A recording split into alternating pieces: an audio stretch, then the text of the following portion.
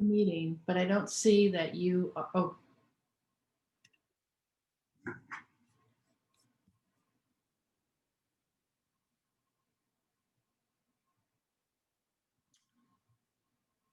Hey, Jeff. Can you hear me? You are on mute.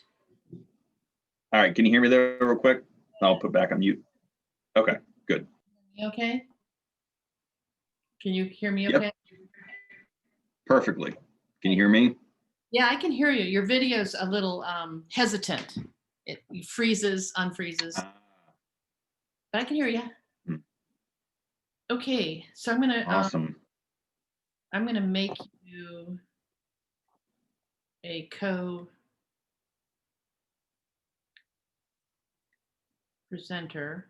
All right, I just made you a co-host. Awesome.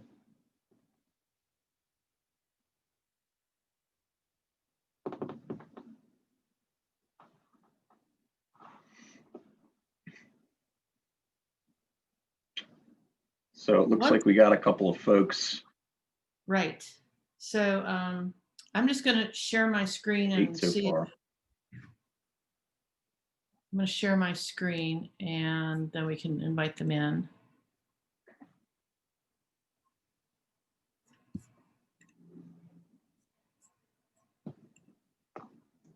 So, Jeff, what I'm going to do is say hello, welcome. I'm Katie, and I'll let you introduce yourself, and then I'll go to this slide where you can talk about CZN, NOAA, DEQ, and then back to me, and I'll talk about Longwood and Clean Virginia Waterways. That sound good? Okay. All right. Perfect. All right.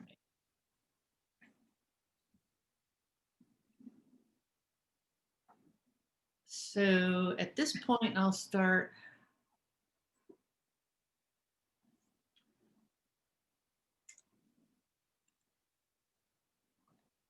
And we are recording, so that's good. Yeah, I've not yet started. That's interesting. Now that I'm sharing my screen, I don't see how I get to record. Let me look. It says in the top left of my screen that it's recording, and then there's pause and stop. So I think it is recording. Interesting. I never selected that, but we want to make sure it's recording. What time is it? You could stop it and start it again, or I could do that.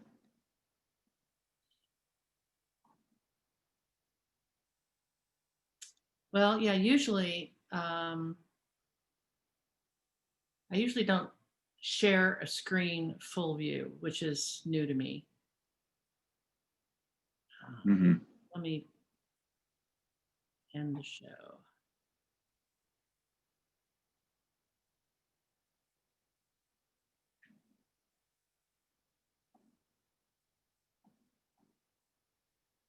That's strange. I am not seeing what I usually see, which is a record button.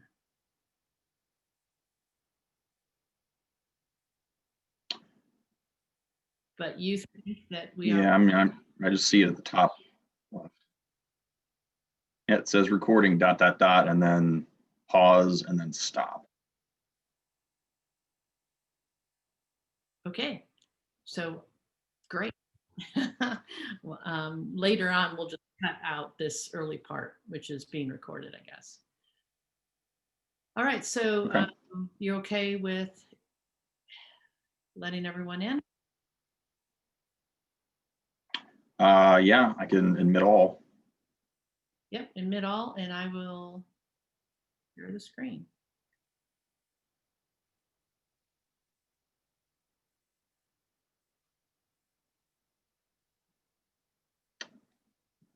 Yep. Ben. There you go. You're good. All right. You can talk now.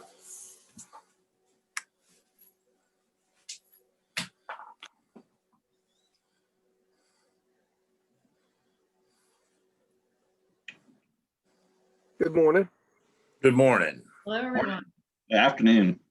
I should say Early. afternoon. Yeah. All right, I'm still putting folks in here. Okay, stuff I just print off print for me. Hello, everyone. We've got like 37 people on. We do ask that you put yourself on mute until we get to the open discussion portion. So please put yourself on mute.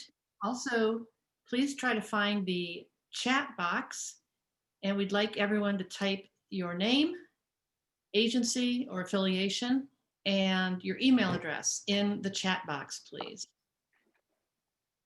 We'll get started in just a minute.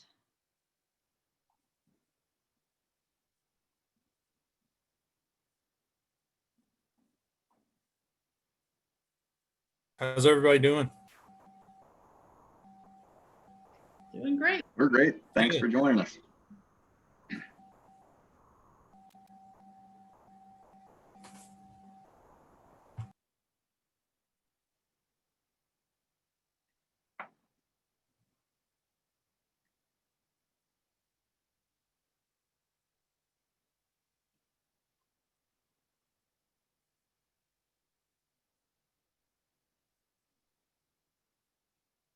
Hello, everyone. While we're just waiting for a few more people to sign on, I'd like to remind you to go to the chat box, please, and type in your name, email, and your affiliation, agency, or whatever agency that you're with. And also, we're reminding people, please put yourself on mute until we get to the open discussion portion of today's meeting.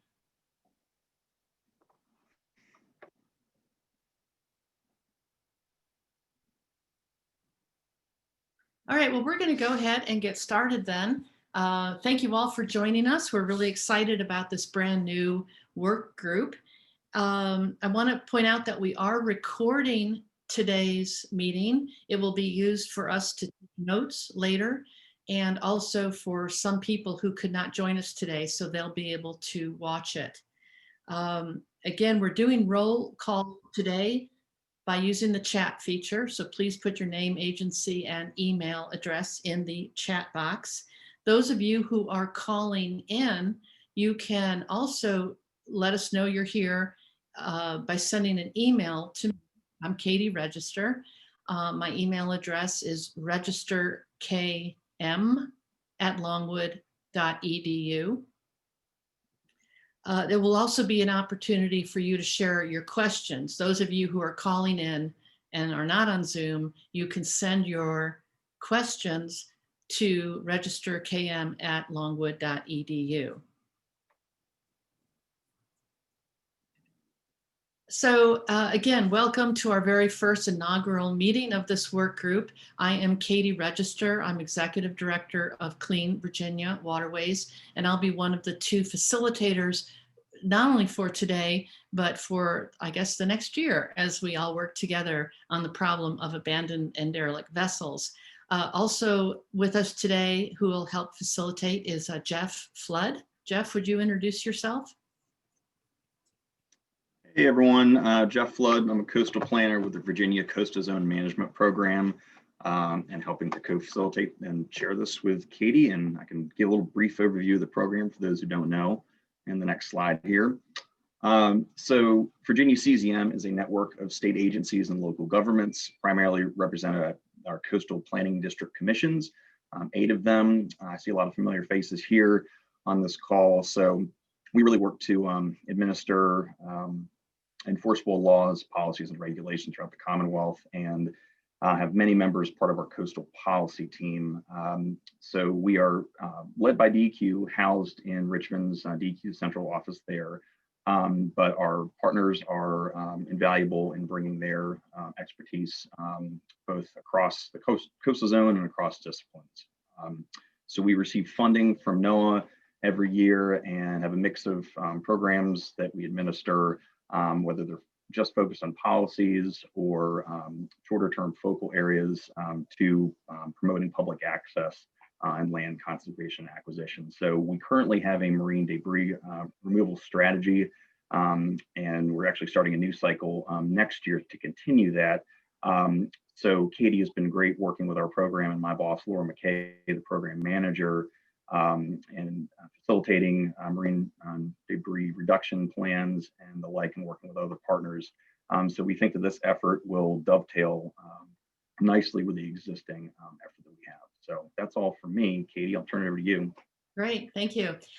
So Clean Virginia Waterways, I know some of you are not familiar with our group. We are a statewide nonprofit. We are part of Longwood University. As Jeff said, we co-wrote the Virginia Marine Debris Reduction Plan in 2014. It's being updated now. And addressing abandoned and derelict vessels is one of the priorities listed in the Virginia Marine Debris Reduction Plan. So about 9 months ago, my staff and I started investigating this issue of abandoned and derelict vessels. And along the way, we learned that the Coast Guard and Virginia DEQ were also very interested in pulling together a work group to address this issue. So we all joined forces, and we're all here today. So really excited to work on this, and thank you all for your commitment. 100% of the people we asked to serve on this work group said yes. So there's a lot of enthusiasm to deal with this issue.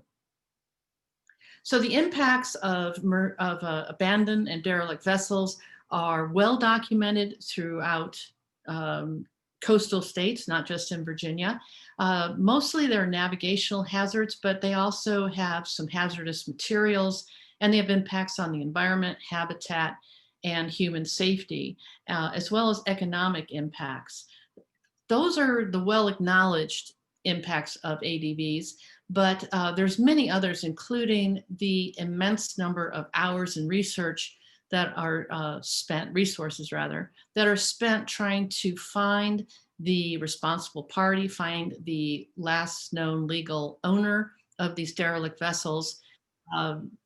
Law enforcement and marinas and local governments all spend a lot of effort trying to find these responsible parties to take care of the vessels. And then of course there's towing and storage and disposal issues and expenses. Also, some of these derelict vessels are associated with illegal activities, illegal housing, and they present opportunities for theft and vandalism. So these are some of the things that we're going to be looking at over the next year. It's a coastal issue for sure, both commercial and recreational vessels.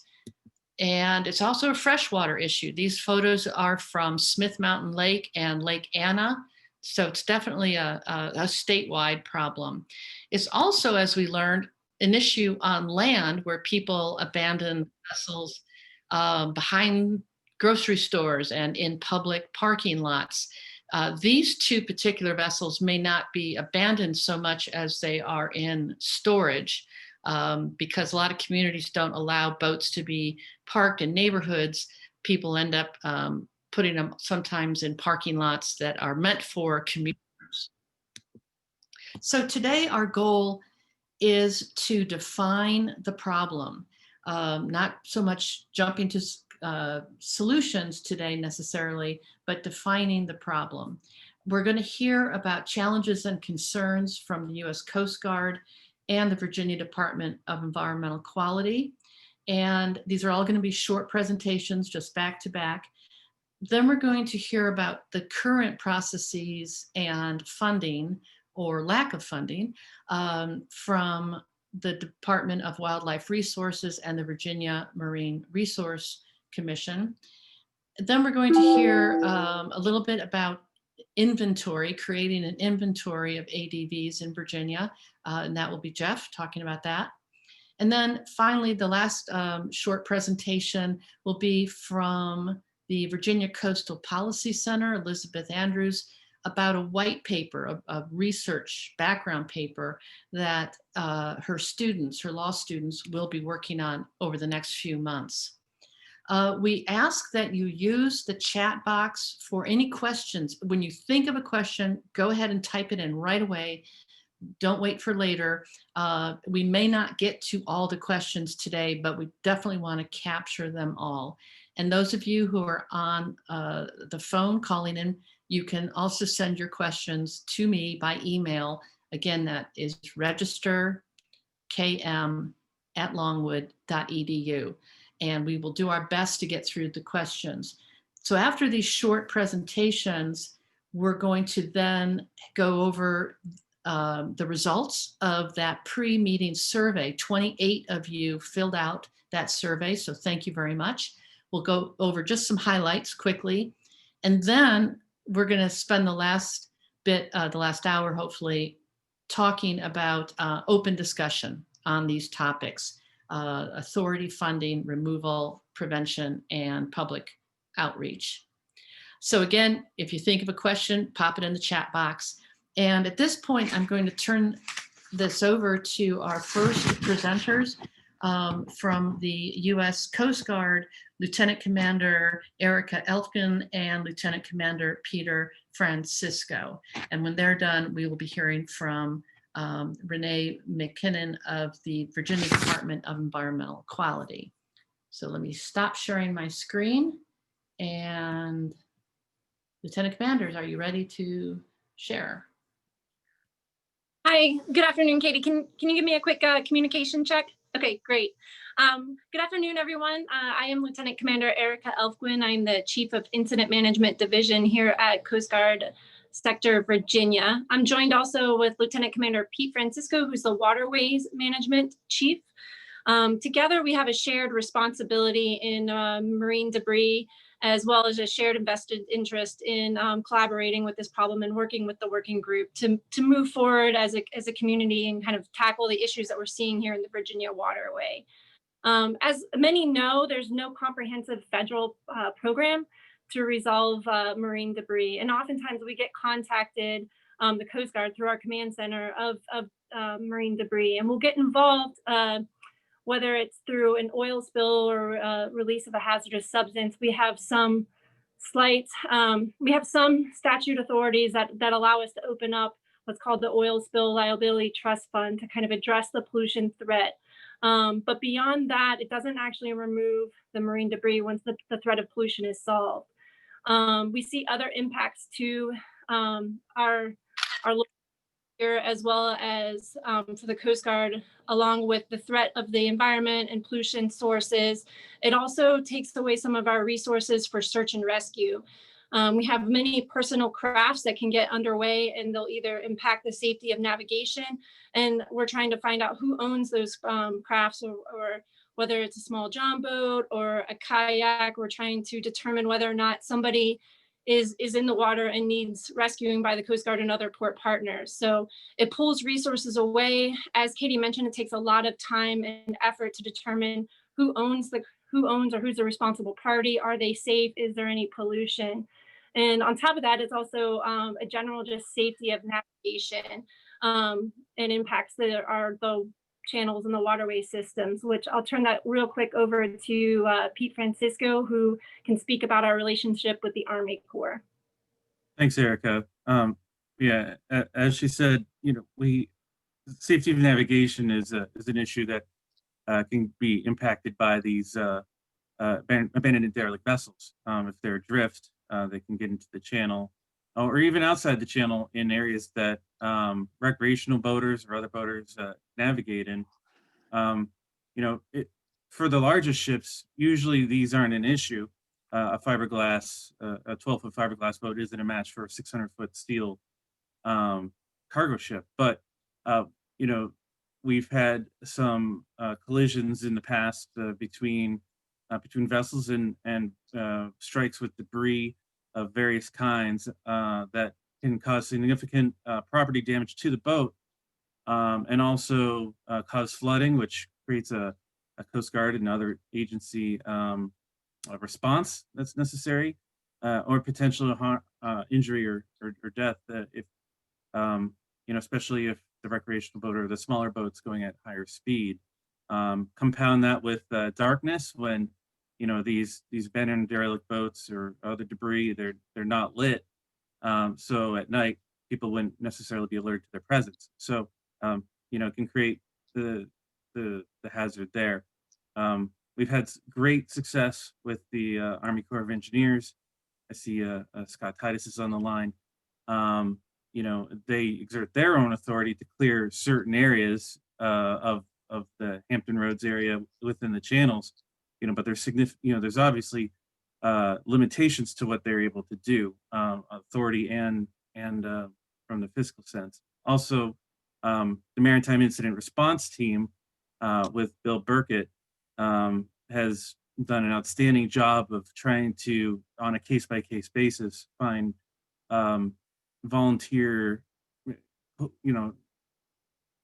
promote cooperation to deal with these cases as they come up, and utilizing novel solutions and,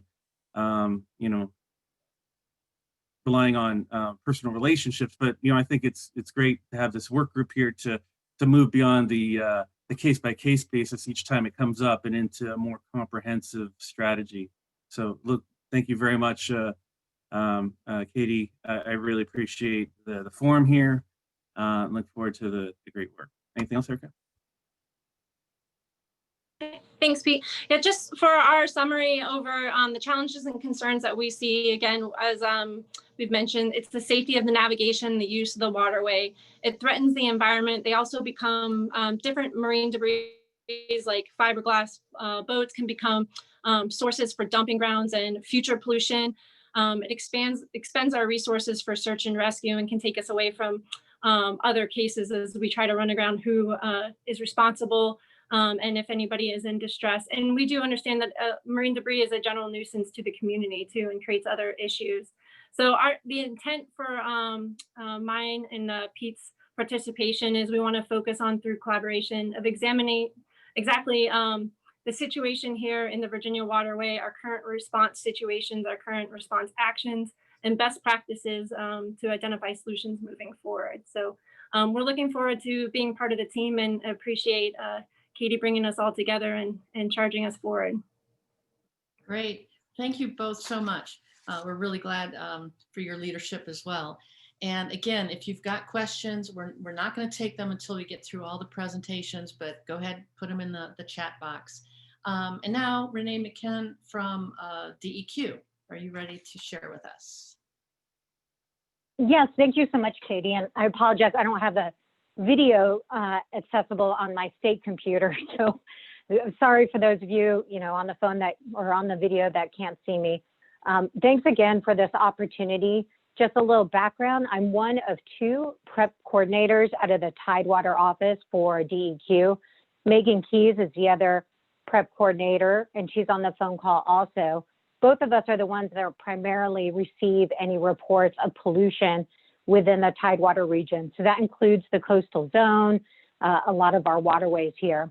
And then just for a second, a bit about my background. I did join DEQ recently back in March of 2020, after I retired from the Coast Guard with 26 years.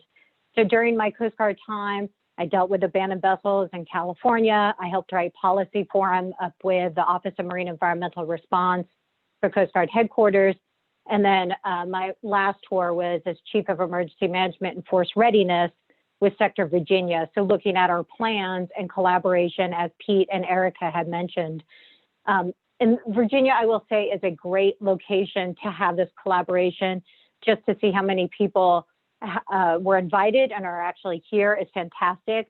And the great work that has been done in the past between the MERT with Bill Burkett, as Pete had mentioned, Army Corps of Engineers, it's really great. And from the DEQ side, the challenges and concerns are very similar to those of the Coast Guard. It's the threat to the environment. We're going to get called out when there is a pollution concern with those abandoned vessels. And just like the Coast Guard, even though we're not doing search and rescue, our resources are now being taken to go look at a vessel that's been abandoned or derelict. The funding we have is extremely limited from DEQ's side. Really, we usually look at the Coast Guard to use the Oil Spill Liability Trust Fund, as Erica had mentioned. But in any situation, whether it's Erica or state that's going to fund the cleanup, in the end, it does not remove the vessel itself. So that still ends up being a challenge within our marinas and harbors and navigable waterways, as previously mentioned. So for DEQ, we're super excited to be part of this work group and seeing a lot of familiar names, and looking forward to just working with everyone and coming up with some really good actionable items that we can do now, in the hopes that maybe something changes down the road with funding, but that's going to be a long process, as we know. So what are the actions we could do now as a team? And that's all I've got, Katie. Thanks. Great, thank you so much. Good point, short-term as well as long-term solutions. And next, we're going to be hearing about the current processes in Virginia dealing with these vessels from Tom Guess at the Department of Wildlife Resources, and then followed by Tony Watkinson of the Virginia Marine Resource Commission. So Tom, it's all yours. Good afternoon, everybody. Thanks for inviting me. My name's Tom Guess. I'm with the Department of Wildlife Resources, and I'm the Legislative and Policy Director. And then my other hat I wear is as the State Boating Law Administrator. So from our perspective, it's a problem. It's been a problem. I've been with the department about 13 years, and I also retired from the Coast Guard. So I've seen it for 33 years now. So and especially after the economy crashed back in 2008, 2009, it really became an issue. But the problem, as you know, when somebody leaves a car somewhere and they take all the identification off of it, there's some way to identify it somewhere. And if not, someone's willing to salvage it because it's worth some money in parts or scrap metal or whatever. If you've got a fiberglass boat, it's essentially trash. And it's the same with metal boats. And then the cost of recovering these things can be astronomical. But from the department perspective, I guess our primary authority is we're the state boating agency for recreational boating under the code. And that was Acts 500 of the General Assembly in 1960, and made us the boating agency. And this is a problem that we work with VMRC on and Coast Guard on.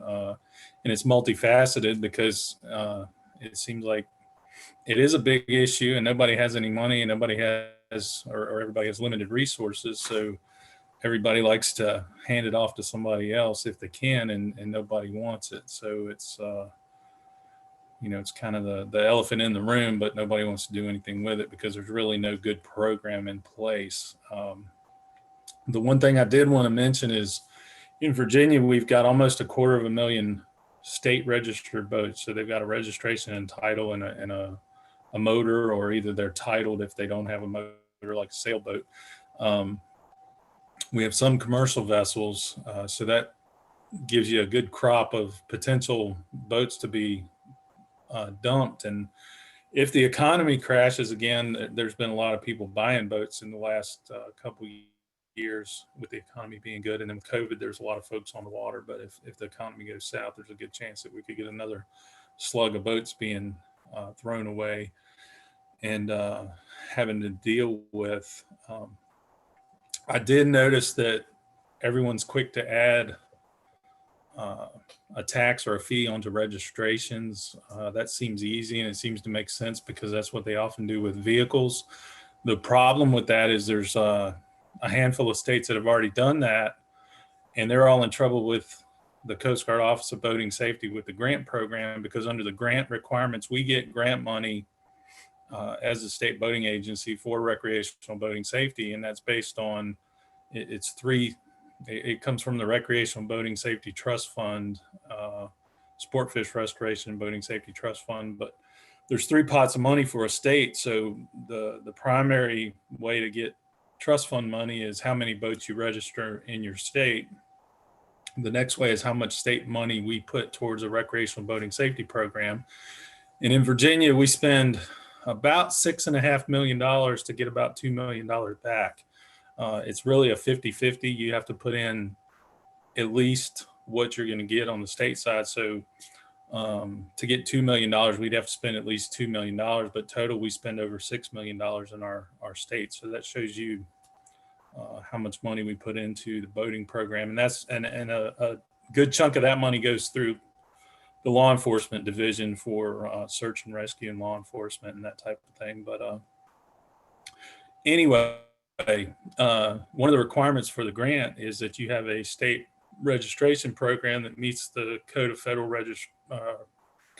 Federal Regulations, and that says that you can only charge for the registration on the boat, and you can't add any other fees. So it seems simple to add a fee on a state registration, and it can be done pretty easily through legislation, but then you're in trouble with the feds, and you can threaten your eligibility for grant dollars. So you could potentially lose that $2 million that comes into the state when you do that. So I would just caution them from a funding standpoint. If we decide to do something with a fee, it's going to have to be a user fee, an additional fee, a decal, some sort of access fee, but we can't just simply tack it onto the registration, because I think it gets us jammed up.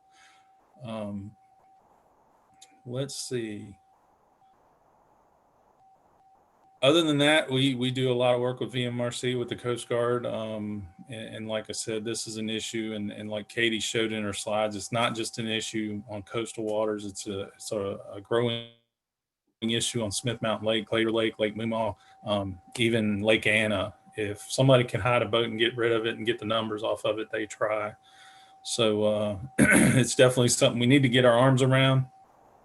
And I'm excited that we're able to do that through this committee. Great. Well, thank you so much, Tom. Really appreciate that. And now we will hear from Tony Watkinson of the Virginia Marine Resource Commission. Tony said he might have to. Thank you, Katie. Can you hear me now? Yes, we hear you. Okay, thanks. Sorry about that. Thank you for inviting the Marine Resource Commission to be part of this working group, and inviting me to say a little bit today. What I'd like to do is just give you an overview of the Marine Resource Commission's efforts to deal with abandoned vessels. Before I do get into that, however, I'd like to recognize the fact that First Sergeant Jamie Green from our middle area commander, he's on the line today, and I've certainly invited him to chime in at any time I'm offering comments and he has something else to add, so you might hear from him. And also with us today is Justin Worrell from our Habitat Management Division, who has previously worked with you on the the Clean Virginia Waterways program. So with that as some just introduction, at the Marine Resource Commission, we're much like the game department. We deal with derelict abandoned vessels from time to time, and it's kind of on a case-by-case basis, I think has been referred to previously by some of the speakers. But we have sort of a two-tiered approach that we initiate when we are made aware of an abandoned vessel that's a problem. First is through our law enforcement division to try and identify the owner, and if the owners can be identified, to compel removal through voluntary compliance. But if we don't get that voluntary compliance, they get a nice polite letter, almost like a summons, to remove the vessel in a certain amount of time. And if that's not done, then we can pursue that action in court. And I think our law enforcement division has taken a number of folks to court over the years with various levels of success, I think, in terms of the court's enforcement of our request to have a vessel removed. However, many times we don't know the owner of a vessel for various reasons, like Tom described. Numbers are removed, identification marks are eliminated, and we have a vessel in the waterway that someone else might want to take the initiative to remove. So we've instituted a process whereby our Habitat Management Division will run a notice in the local paper to solicit any owner to come forward. And if that doesn't occur in a proper amount of time, we can then sort of clear the way for the third party to remove the vessel. But all of that is time consuming, and all of the times the third party efforts are dictated by funding availability. And so you know, there's a lot of vessels out there that could be removed, that there's just not been the money to do that. I will say previously, we have been engaged in some inventory effort around the state. We did a pretty extensive inventory of the Elizabeth River back in the mid-1990s with some funding that was specifically provided by the General Assembly. I think it was in the order of $200,000.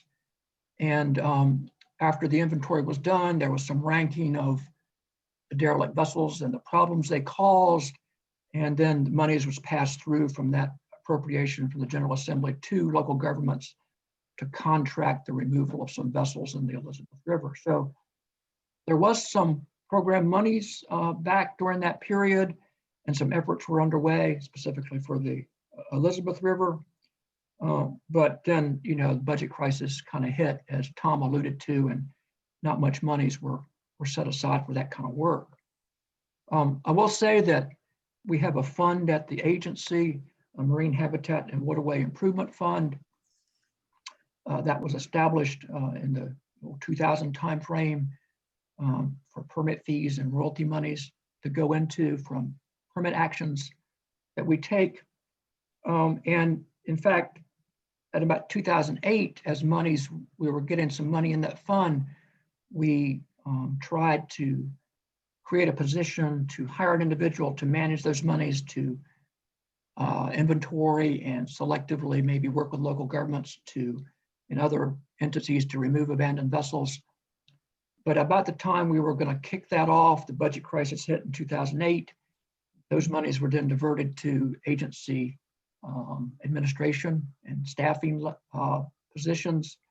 And so as a result, we didn't have the luxury of enough funds to either hire the position, fill the position, or engage in any, you know, meaningful removal programs. In 2019, this past legislative, or the previous legislative session, I guess 2020, a budget bill was introduced that would have funded that position and allowed us to then start chipping away at some of these derelict abandoned vessel issues, as well as habitat restoration initiatives.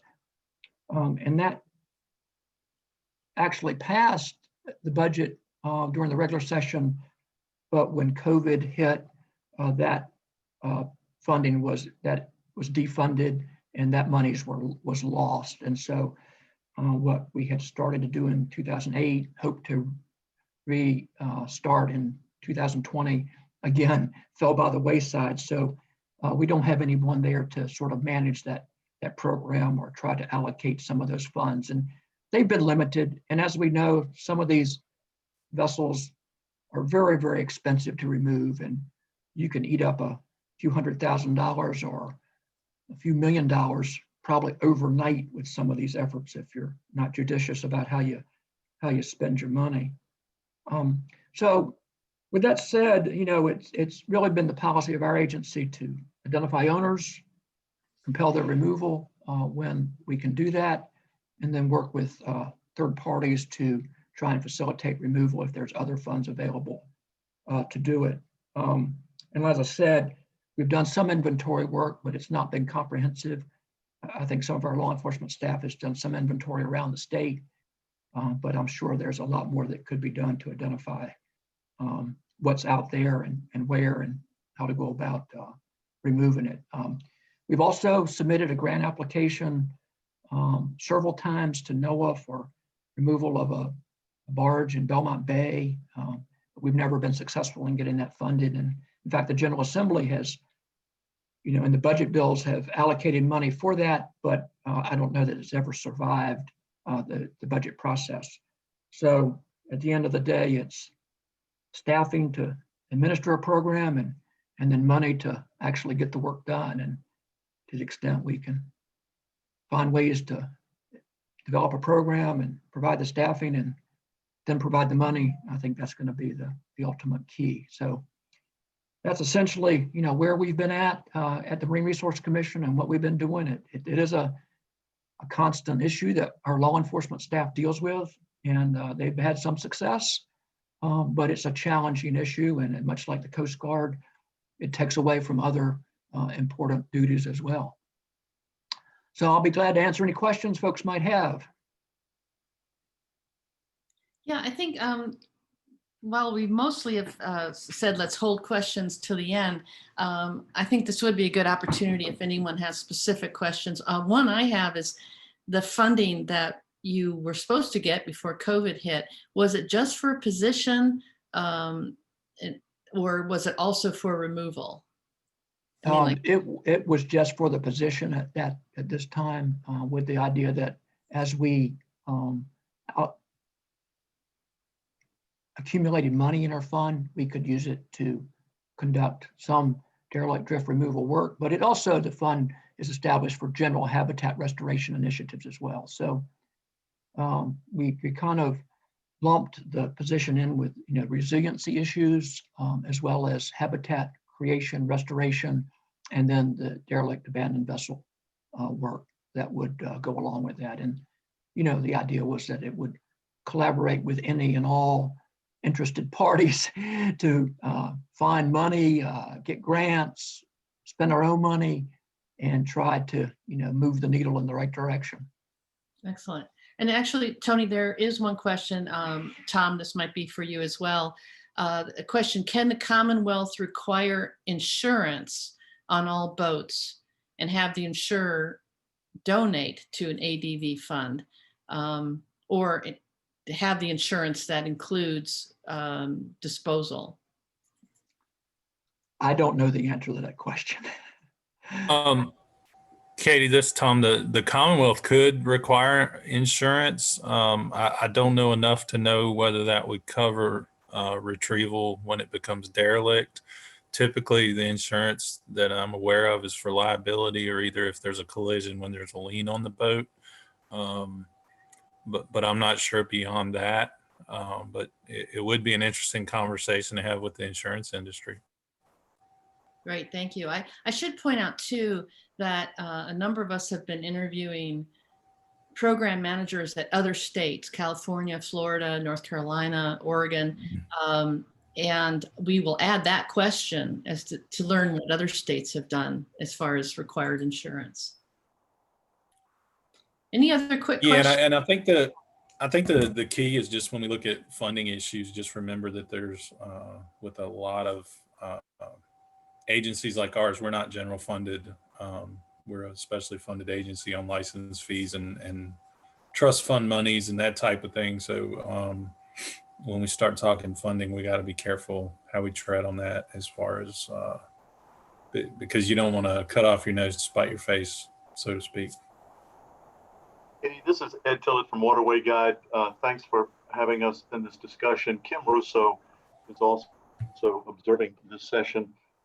We spent about, when I say we, about 5 or 6 of us, and many in the industry, spent a lot of time last year working with the Department of Natural Resources in the state of Georgia on an anchoring issue down there. Some of you may have read about.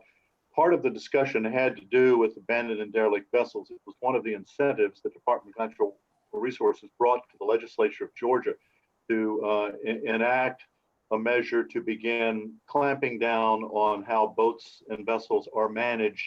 Many vessels that are anchored for long-term oftentimes go into abandoned and derelict status. In any event, the discussion of insurance came up there. The only insight that I can offer during this meeting to this team of folks who have assembled for this is that in a discussion with Geico and some of the folks that we have as partners at Waterway Guide Media, it was discussed about 6 or 7 months ago that salvage insurance is a rider that you can put on your policy. And that's about all I can tell you at this point. So the notion that if a hurricane comes through and your vessel is in fact damaged, your insurance policy may not cover it if you don't have salvage insurance.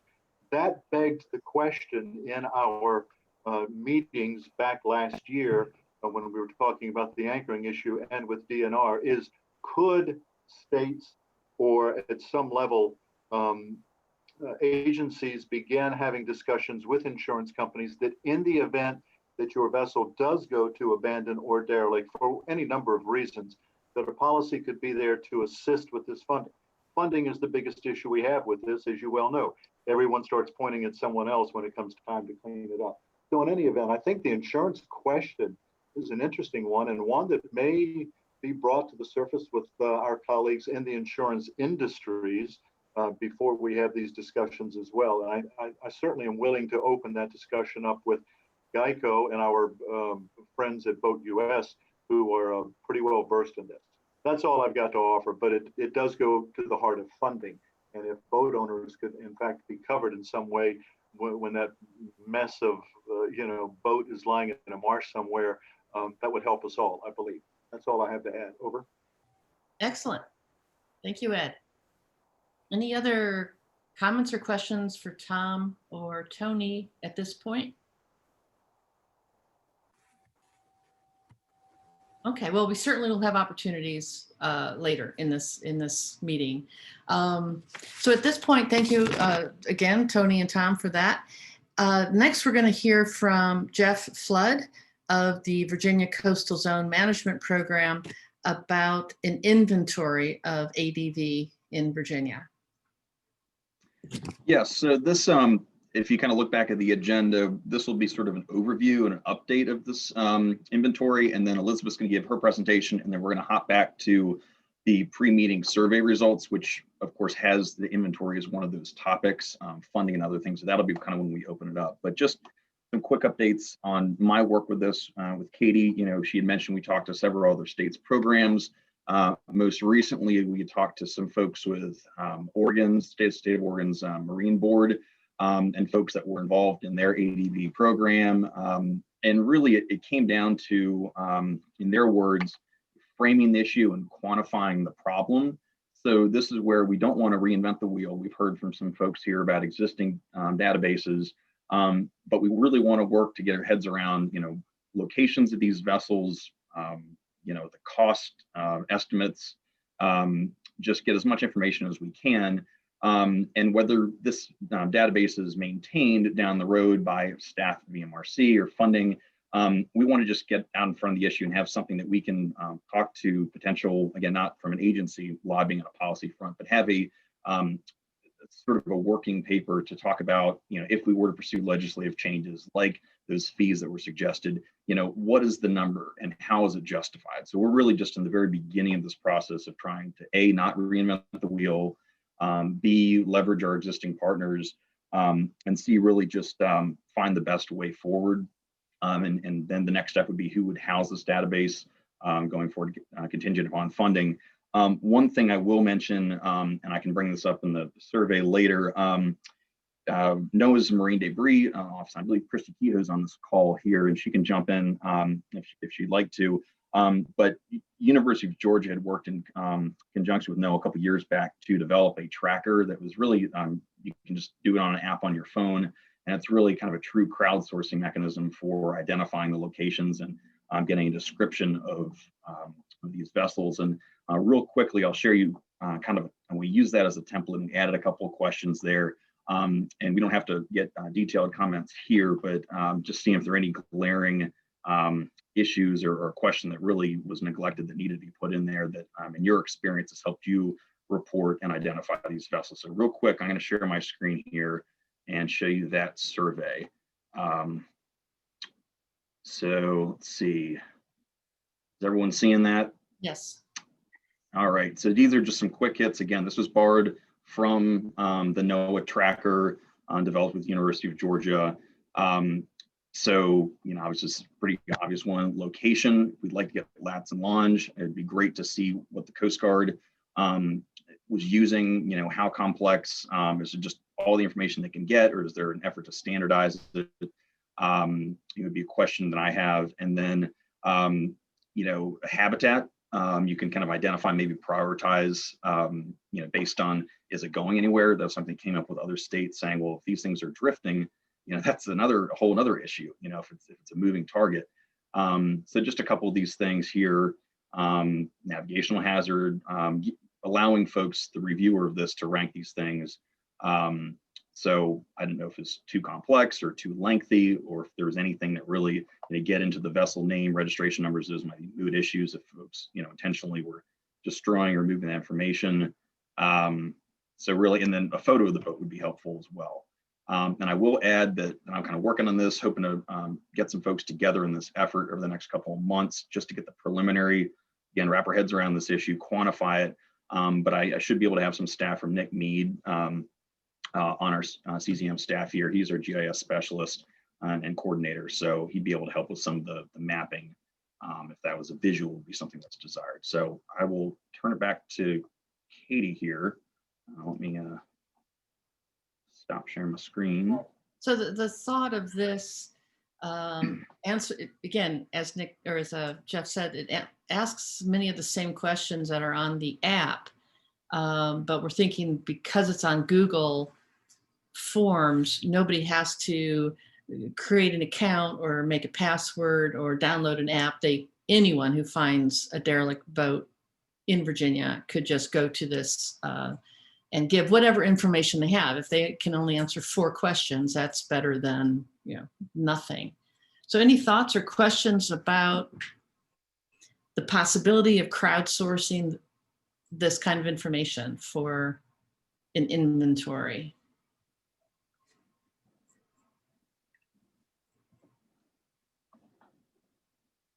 I should point out that we know that Smith Mountain Lake already has a small inventory of ADVs, and we heard from Lynnhaven River now that they know of a quiet little creek that has a number of boats that have been abandoned. So I'm guessing getting the word out about this effort to create an inventory is going to be key. One person wrote, a downside for the Google form is that it doesn't automatically log the coordinates. Correct, that is true.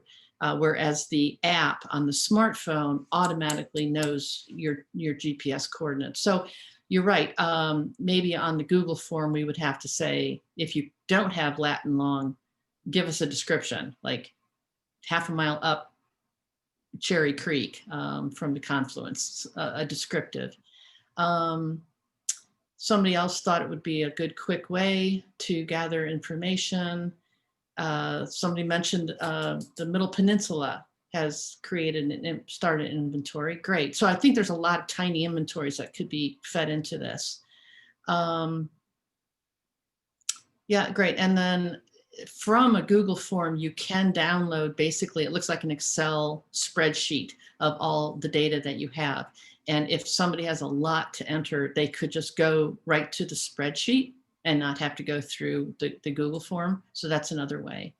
And then there's a survey application that maybe we could look into. Okay, great. Any other thoughts on inventory? As Jeff mentioned, it might be a short-term benefit for having the data, because data drives decisions.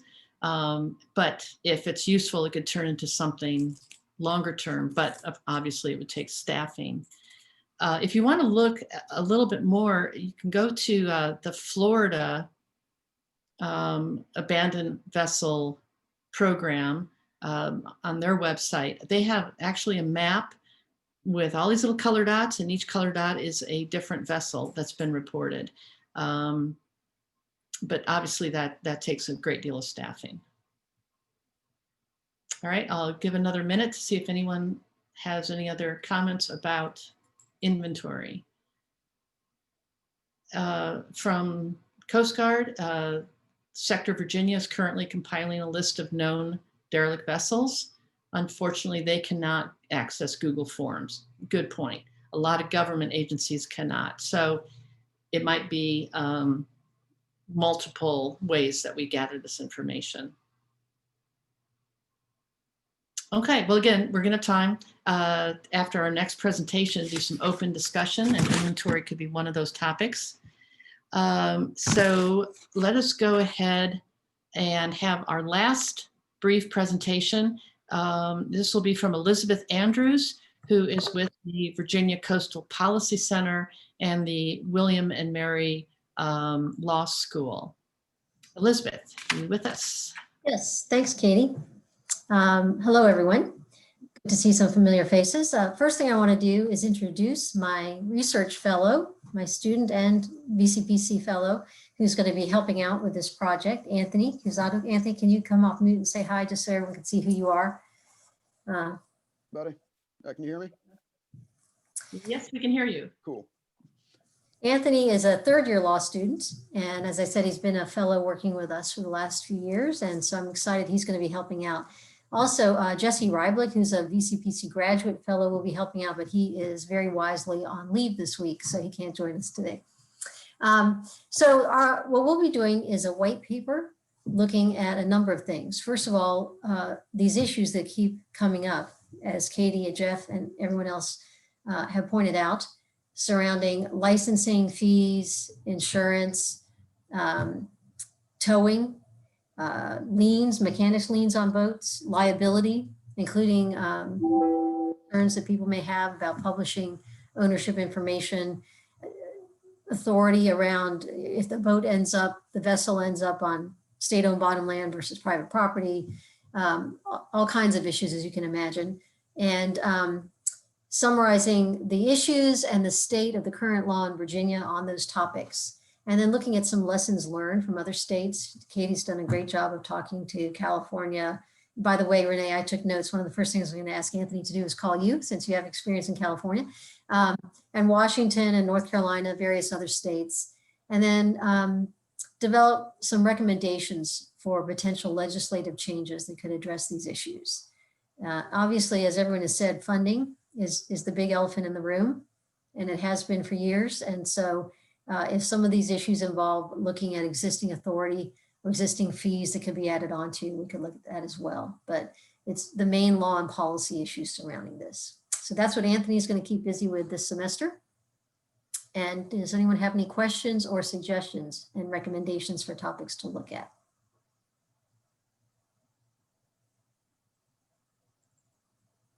And by the way, the goal is that the paper would be not just published on our website, but obviously we'd make it available to Katie and to the CZM program to use as a background piece when talking to whether it's the administration or legislators or whomever. And the timeline is you're thinking late April, early May? Right, our semester last day of classes is April 30th, so it would be over this semester. So it's an open time for anyone to think about what more could be in this white paper. Talked about possible laws and policy. Would those policies be mostly within VMRC and wildlife resources, do you think? Yeah, it's probably going to be largely DWR and VMRC, but I think localities have an important role to play, particularly when it comes to inventories, and particularly, frankly, localities that have a personal property tax have an interest in knowing what vessels are there anyway. And so perhaps something I would love for our PDC representatives to chime in on that if they have thoughts about that. One thing that is also talked about a lot is the need to try to deal with these boat owners before the boat becomes abandoned. And so, you know, that opens up the door to localities perhaps doing some things along those lines. Well, let's take your first point. Anybody, we have a number of people with planning district commissions on the call today. Are there any local government issues or concerns that you would like to see covered in the white paper?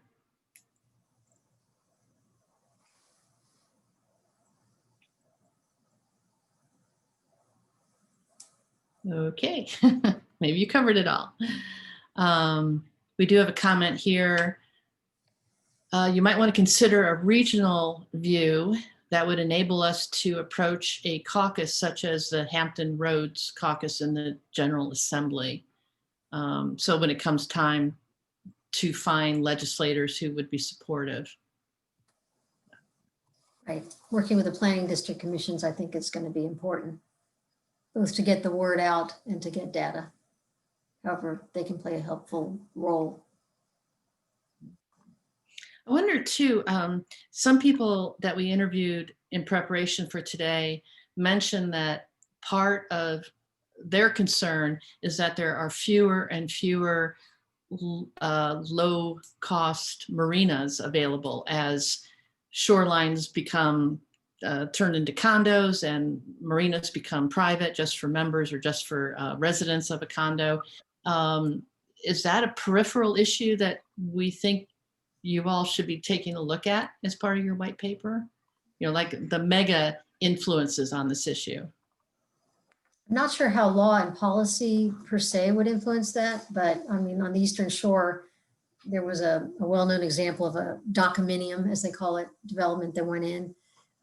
That's the word I was trying to think of the other day when I was talking to you, Katie, documinium, just because I wasn't thinking about it. But drove up the cost of using the marina. And so the watermen had to go around to a different municipal dock.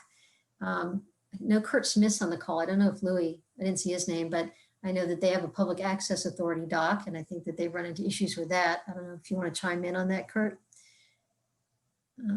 I'm here. It's Louis. Oh, hey, Louis. Hey. Yeah, so to your question, we have had numerous vessels that have decided that they would rather sit on the bottom than they would float. And I would defer to our VMRC, Jamie Green, to tell that story, because Jamie and his team has done an exemplary job trying to piece together forensic sunk boat audit team type things to figure out who owns it. What do you do when they're locked up in jail? What do you do when they're dying in the hospital from cancer? It is not a simple way. And from our perspective, those boats were trespassing. They're sitting on state-owned bottom, and it's just a really difficult situation to try to move something that decides it wants to sit on the bottom. So Jamie, if you're still here, maybe it's better to pass that question to you. I'm here. I'm a little short on breath, but I'll try to say a few words if you guys can hear me. Yeah, we can hear you fine. Louis, thank you for that. It's been a pleasure working with you, not necessarily on these things, but I'm listening to you guys talk, and I hear lien and property tax, and I think Louis will attest, and insurance and all this stuff. The boats we're talking about, in my experience, I don't think you could get insurance on them. I don't think anybody would put a lien on them.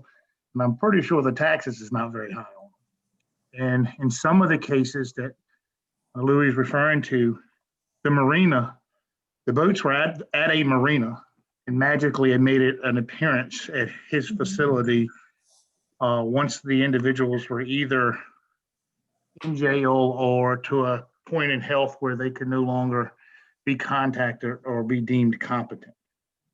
So, and held liable for slip rent or other things like that. So they, the boats magically appeared there. We do have some luck removing boats, but make no mistake about it. All the boats that we've removed has been because of the planning authority, and them guys have been very patient. Louis worked with us and been patient and let us do it our way because we have zero resources for this. So we have to get creative, and it takes a very long time. As you guys know, when these boats are on the bottom, the longer they're on the bottom, the harder to get up. A lot of these boats that Louis referring to were broken half in several pieces, which is many boats that we find in the area that I would be working the tidal areas. I'm not responsible for the lakes. I don't do anything but recreationally activities on the lakes. But in my experience, and I put a comment on there when somebody was saying the average cost was $3,000 to remove a recreational boat. I can assure you they did not contact the right people on that one. That is nowhere near the truth if the boat's in the water. Now, I don't deal with it if it's on the land, so I can't speak to if you find it in the parking lot. I usually deal with it if it's on the land. And these boats are very hard to trace back to who the owners are sometimes because they may be deceased. Oftentimes we found out, I think in one case that Louis was referring to, the individual was in a nursing home fighting Alzheimer's, and there was no way in the world the court was going to go after the estate. And we just worked it the best we could, and I think we rectified it. But I believe, Louis, in ending on this, I believe you still have one or two boats that are not necessarily sunk right now, but they're great candidates for it at some point. So we're still keeping an eye on the areas like that. You guys probably, when you make a list of vessels, you talk about abandoned and derelict vessels. The list that I make in my area for my officers to make, or any vessel that shows up somewhere that we wouldn't normally see it, that doesn't look like it's worth keeping. Even though somebody may be working it as a project or something like that, and it may be a legitimate deal, we try to keep an eye on that thing because we're the ones that wind up inheriting. And one of the vessels we had to remove in Timberneck was a houseboat that was being used for like a drug house, Timberneck Creek in Gloucester. And there were heroin needles all over this thing and nobody would touch it. And we had zero resources for that boat. And I think Louis can attest that we had so many complaints on that one that was unreal. And finally, we were worried about kids and stuff getting hurt that we partnered up with VDOT and we did something and got rid of it. But there was no money on that. There was $0 from the state, $0 from the outside. The tools that we used were my personal tools, and the tractors and stuff were from private owners that would help us. That's the only way we rectified it. But these are not easy. The boat owner on that one was deceased as well. Most of the boats that I deal with quite a few. They're either deceased individuals or not deemed competent in the court. And so therefore we can't go after them. And everybody hollers, go after the estate. We hear that so much, go after the estate. And that's my challenge to y'all, go after the estate, because there's not a court around that helps us with that. Thank you, Jamie. That's actually why I was asking Kurt and Louis about it exactly, because I think that some of their boats are not the obvious cases of a boat that's taken apart and left on the bottom, right? Or has. Yeah, it's only the ropes are the only thing holding up from being a sunk and derelict vessel. And so they're stuck with it at their publicly owned dock and no one's coming to take care of it. And it's clear it's soon going to be on the bottom maybe, right? So, that's right. The closest we got in 2018 was looking at how the Virginia uninsured motorist fee that every vehicle has to pay, creating an inverse of that for an uninsured boaters program that would create a fund that could be used and drawn against to help remove those vessels. And that was as far. We did a bunch of insurance work at state level, looking at what would be needed to create that uninsured vessel fund. Louis, did you look at, I know you've talked before about, I think the tax on marine fuel and using some of the proceeds for other things. Could that be tweaked for this type of project, do you think? Yeah, so that's a very dangerous path to go down. There's existing legislation that requires that some portion of a penny for every dollar of marine fuel that is purchased by a waterman goes into a fund. And as we learned, as we tried to figure out where is all that money and where did it go and how is it being used, it was diverted into Chesapeake Bay cleanup money. And when we had conversations about how do we draw it back into the space where that tax on that marine fuel should be utilized, that was not received very well. People don't like to give up turf, even though we kept saying this doesn't make any sense. You've got people buying marine fuel where that money is supposed to be used to deal with these types of marine issues, and it's not. And so it's complicated space. But arguably, ADVs could be part of an effort to clean up the Chesapeake Bay. So it's just something to think about, that approach, as Tom pointed out, the other issues we might have and conflicting with the Coast Guard grant. That might be another option. Okay. And we have a question from Kirk Havens at VIMS. I guess this is for both you, Louis, as well as Elizabeth. Following up on Louis's comment, how is the Commonwealth dealing with abandoned boats in the marsh, intertidal area, wetland board jurisdiction? And perhaps this is a question for Tony as well. Ultimately, the property owner's responsibility, even if not their boat. Well, if it's upland from the mean low watermark, then it's past the state's ownership of the bottomland. I'll let Tony chime in and tell us all about that. And so that would be similar to someone dumping a boat on a trailer in your driveway, right? It's on your private property and you don't know who did it. They might have sanded off the numbers, as Tom alluded to earlier, and you're stuck with something that's been dumped on your property. Tony, did you want to chime in on that? Yeah, Elizabeth, thanks. Yeah, you're right. As these vessels are abandoned along the shoreline and on the private property, I think Jamie can sort of chime in if necessary that it's not something we feel we have a whole lot of authority to deal with from obviously a submerged lands standpoint. Vessel being abandoned on state-owned submerged lands, and it becomes a private property issue. I guess to Kirk's question about could the wetland board deal with it?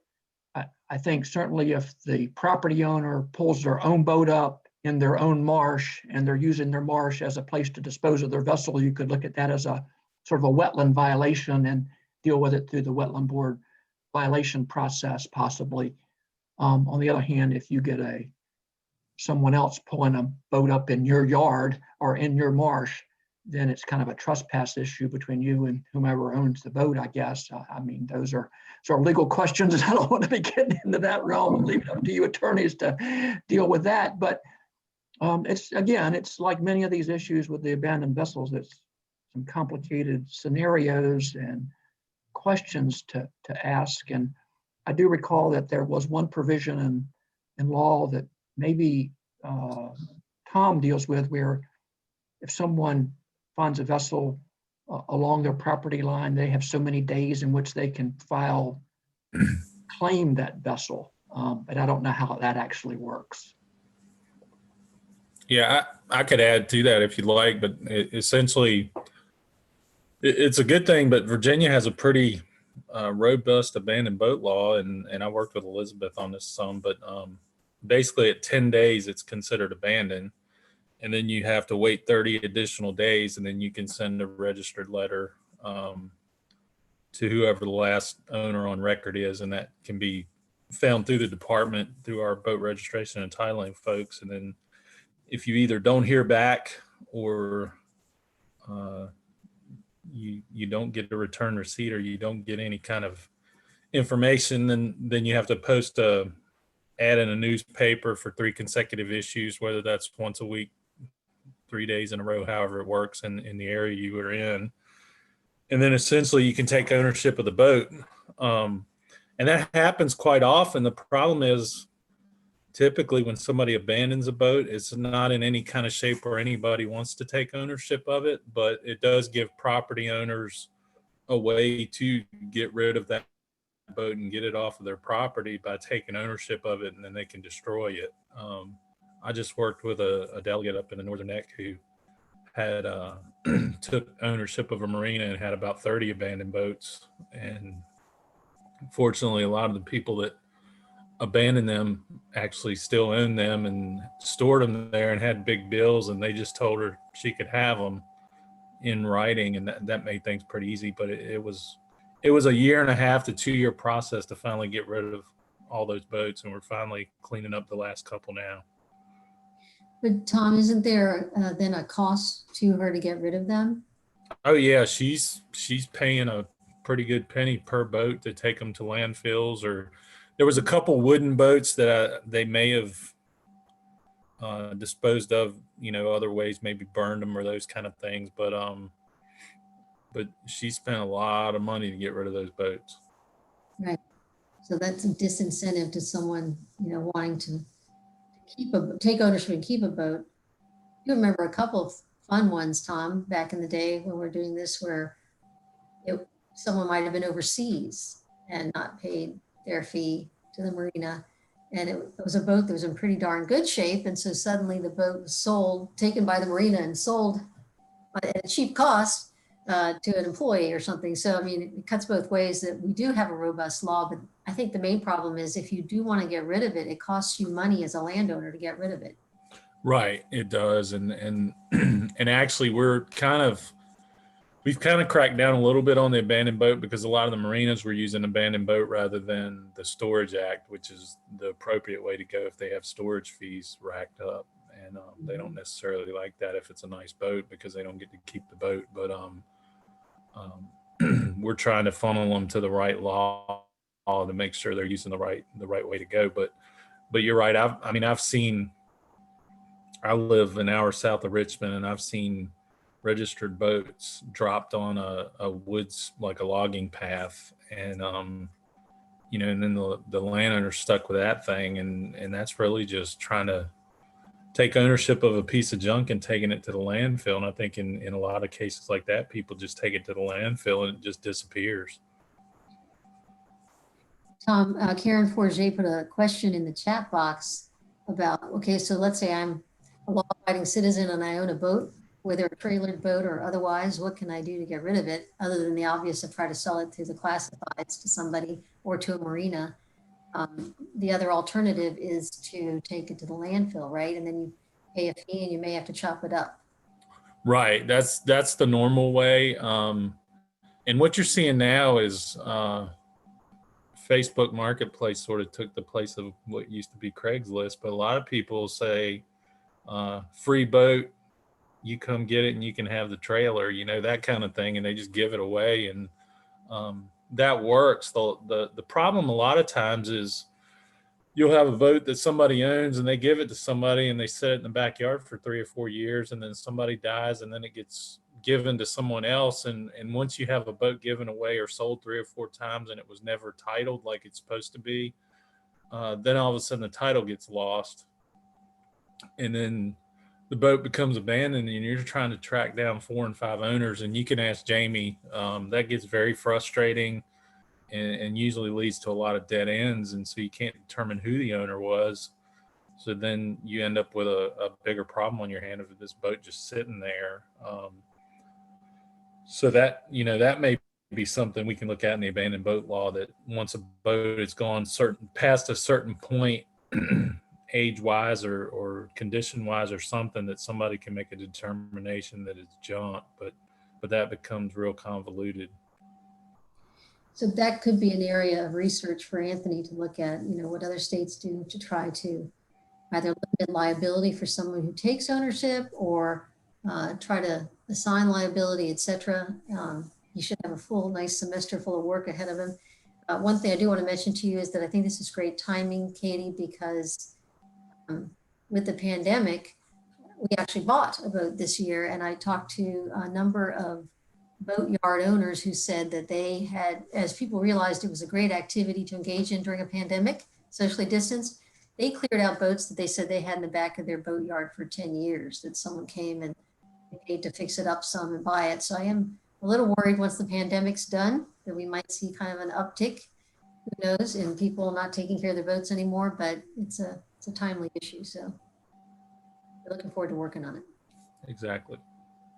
Elizabeth, you may want to have your student look more deeply into the uninsured motorist insurance coverage to see whether or not that can be more thoroughly twisted into an uninsured vessel coverage program, because that could be administered probably separate and not impact DGIF's ratio of where the money's coming from. If it doesn't touch them, right, and if the fund is administered by somebody separate, let MRC do it or the Port Authority, somebody that's in that maritime space already, there may just be a different way of creating a bucket of money that can be drawn off to help deal with this situation. Thanks, Louis. I wrote it down when you said it. It's on the list. I wrote it down too. I'll be sure to look at it. Great. Thanks, Anthony.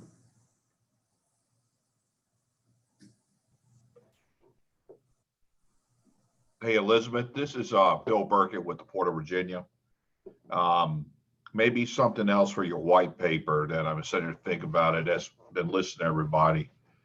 I see 2 areas here. One is we discussed a lot about boats that are aground, boats that are punched up on the beach in a marsh or whatever, or tied up at a marina or sitting at the bottom, right, where it appears there's significant amount of time invested to try to determine ownership, find fundings and things like that. Okay. And as Pete Francisco mentioned in the Coast Guard, when I've been involved, is when we have these boats, we just dealt with one about a week and a half ago in the Back River. that a 30-foot boat that became adrift, come off the beach, is drifting out, heading out towards the Chesapeake Bay, that could impact channels and things like that. So we were asked to deploy a local agency to go out there and get a hold to it. Then my question was, where do you take it? Okay. And it's also important to understand that once a agency puts a line on that boat, they now own it. Okay. And if anything should happen. So a lot of these agencies are very reluctant even to respond. So, but due to our relationships and the way we work together, they'll do it. But we've gotten to the point now, once we get the boat and we're towing it somewhere, the question is, where do we tow it? Secondly, no marine or anybody's going to accept it. And most municipalities won't either at some of their city docks, because now it falls on them. So what we're developing a process is to be able to mark the boats with a buoy type light system.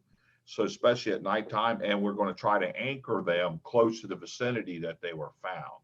So I think we need to look at something where we don't have the time, we don't have days or weeks or the court system to go through, or we have to deal with this vessel right now.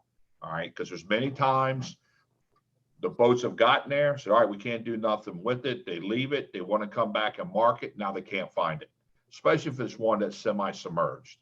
All right. And it turns out to be another whole SAR case will be developing down the road. It's been very prevalent in the vicinity of the Chesapeake Bay Bridge Tunnel. So I just think we need to look at those short-term, we need to handle it now type of situations versus waiting for the owner to be determined or things like that. Just my 2 cents worth. No, that's great. Thank you. I was going to entertain you all by saying that I noticed in one of the photos of the year that they ran at the end, you know, they always have these photos of the year from the media at the end of a year. From the South Florida Sun Sentinel, they showed waves batter a beached 41-foot sailboat on Highland Beach in Florida. And I couldn't help but think a big 41-foot sailboat on a very public beach like that is going to get everyone's attention a whole lot more than, unfortunately, things that could block the navigation channel and things that really, from a damage viewpoint, need to be taken care of, right? You're exactly right. So it won't be, people on the beach are probably like, get this off our beach, we want to go swimming. But some of these are true navigational hazards. There's another comment we have from Karen Forze at the Lynnhaven River Now, that some landfills state they will not take boats. So this is just another barrier to getting rid of an old boat. One of the people on this call, there's a couple of folks on this call who tow. They have towing services for boats. One fellow said to cut up a boat, he had to rent a dumpster. The boat had to be cut into 24-inch chunks before it would be accepted at a landfill. And I think if one of you are on this call that told me this, it was, I think he said $1,400 just for the dumpster rental, and then hiring someone to cut it up. And of course, having removed a motor and having removed hazmats. That was before the tipping fee even at the landfill. So that might be something else to look at. Is this another barrier of getting rid of a boat when landfills either won't take them or will only take them in tiny pieces? Katie, that was me, LNG Marine Service, Towboat US, Indiana. And that's a problem we're running into. The landfills don't want the fiberglass. We have a service agreement with several sheriff's office and municipalities to handle this, to do our best to prevent this problem. But just like I believe it was Tom was saying, once we've touched it, we own it. Captain Robert Holland, he's on here as well. He has that same problem. I'm more north central Virginia. He does a lot of the coastal down the Chesapeake Bay area.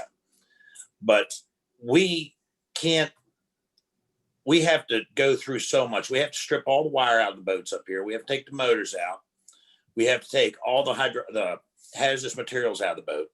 Then we have to separate it, metal, aluminum, and then fiberglass. Fiberglass we have to take to the landfill. They won't take a whole boat. They only take it in 24 by 24 sections. And the last I just paid, it equated about $200 a boat to get rid of 5 boats just in the weight at the landfill. That doesn't count the $400 for the dumpster. All my guys that had to go out there and cut these things up and make them small and separate everything. It's rather expensive, and that, I believe I saw somebody said the average is about $250 to $300 per foot. And that all again depends on the depth as well. That's why the rates are so high, and the liability, because again, just like the other gentleman said, the minute we touch it, we own it. And we don't have much legislative backing to legally say, hey, you know, this is a problem. We need to work on the verbiage. And Lee Peters is on the call as well. He had some really good ideas on that, but it's just expensive.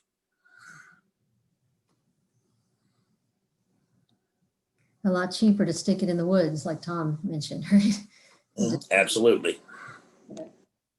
Well, it becomes cheaper until the property owner calls the local jurisdiction and we have to deal with it. And that's where, you know, like in Stafford County where I work, I'm a captain in Stafford and I'm on the tow board.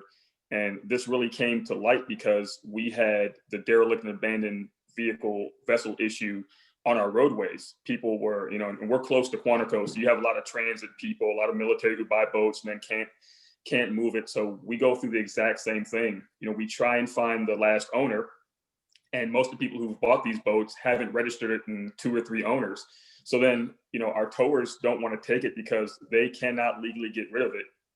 And if they do, it costs them more than what they're making, which, you know, again, they're business owners. So they kind of backed away from us. And we had to contract with Gary because he was the only one that had the experience to try and do this type of stuff, but still he's losing money. So no matter where the boat is or the vessel is, whether it's in the water, somebody dumps it on property, you know, in the local jurisdictions, they call the sheriff's office and say, hey, help me deal with this problem. And we have no way of doing it except for putting the problem on somebody else. So we've talked to our landfill, and, you know, at first our governing body was like, yeah, we can help the citizens, until they found out how expensive it was. Then they said, no, please don't. So we've been working through these issues for, I think, a year now, when we finally got serious into trying to change legislation to mirror how easy it is to get rid of a motor vehicle. I mean, with a car, if it's left 30 days, you go to DMV, you get a title, it's yours, you can do what you need to with it. With a boat, you can't. And we're trying to figure out why we can't mirror that legislation so that these vessels can be disposed of properly, ownership can be transferred easily, and destruction can happen if need be. So that's kind of why we're here and we're interested in it, because not only does it affect our waterways, you know, the Aquia harbors, the inlets, the Potomac, you know, places where we actually patrol, but it then moves onto land, and the problem gets even worse because you're dealing with a trailer with a title with one person and a boat who you can never find, and they both have to kind of go together. So that's where we are. Deputy Peters, I have a question. The fact that people are not registering their vessels, you said sometimes it could be sold 2, 3, 4 times and none of those are registered. Is that a matter of enforcement, or is it a matter of the buyer is supposed to take care of that rather than the seller? Or, you know, how could that be improved in your mind? Well, I think that there's got to be some follow-up with whoever we're registering boats with. It's harder, as someone else pointed out, with a vessel than it is with a car. I mean, with a car, you've got a VIN, you've got VINs everywhere. You can pretty well find out who had the vehicle. With boats, you know, people are buying them off marketplace. You know, they're being given these boats, or they're being, you know, however they're coming in contact with them. But there's nothing that tells us when this vessel transfers hands, or, you know, if a registration runs out, there's no one going out and saying, okay, do you still have this boat? Because that takes manpower and personnel that none of us have. So that's a great question. But I don't know what the simple answer is, because again, once it's abandoned for so long, it falls out of different systems. Once it sits too long, you know, no one ever knows, and people can have these things with the greatest intention of fixing it up, but it ends up going on to a street or commuter lot, and then it becomes our problem. So I really don't have an answer for that right now. And when I do, you'll know. Right, thank you.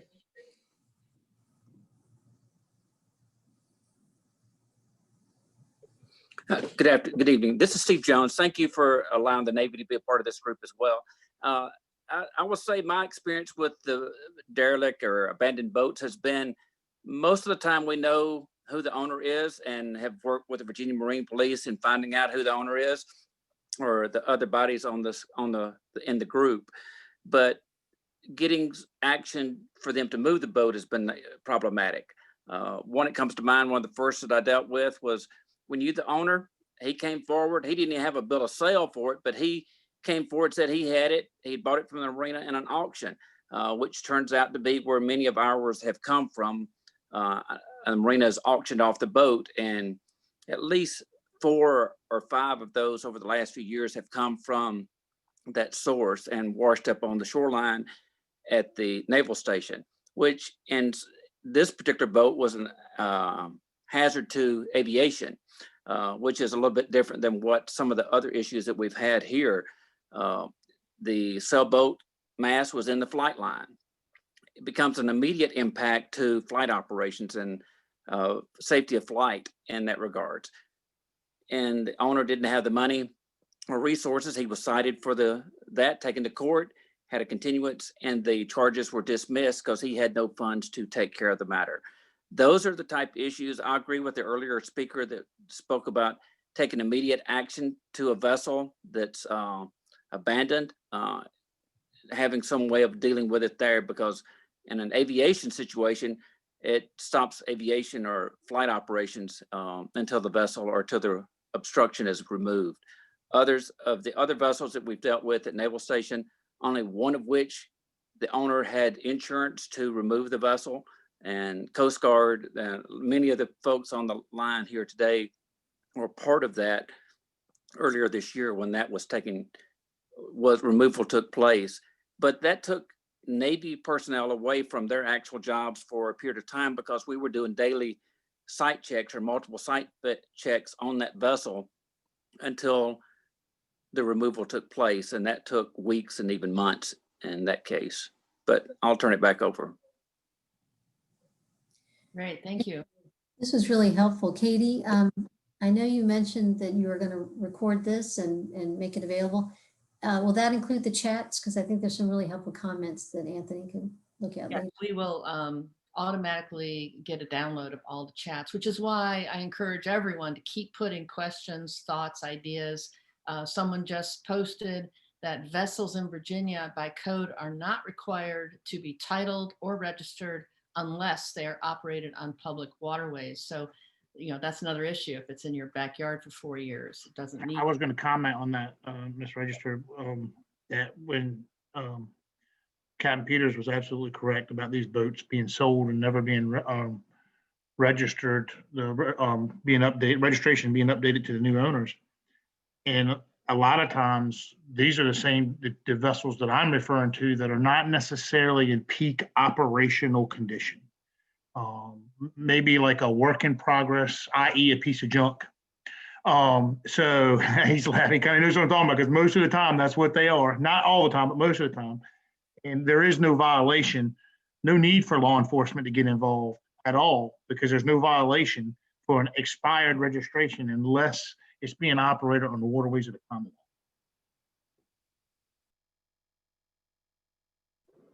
So that's where it becomes our issue, because generally they take them from their private property and put it on the street or in a VDOT commuter lot. And then we field the complaints about it because citizens say, hey, someone's left their boat, it's been parked here too long. And it puts us right back into the realm of this entire debacle because it's now something that the citizens want gone. It's an abandoned vehicle. But again, we have to divide it up into that trailer and that vessel and deal with those two separately. And I think that is kind of what the biggest problem that we have right now is we can't just deal with, the registered trailer with something on it as cargo because it's an actual vessel. So now you have the entire other way you have to go to try and get rid of that. So it becomes very, very complicated, but yet it's if there's no requirement for them to register it, if it's just sitting in their yard or sitting on the road, then it becomes a new can of worms.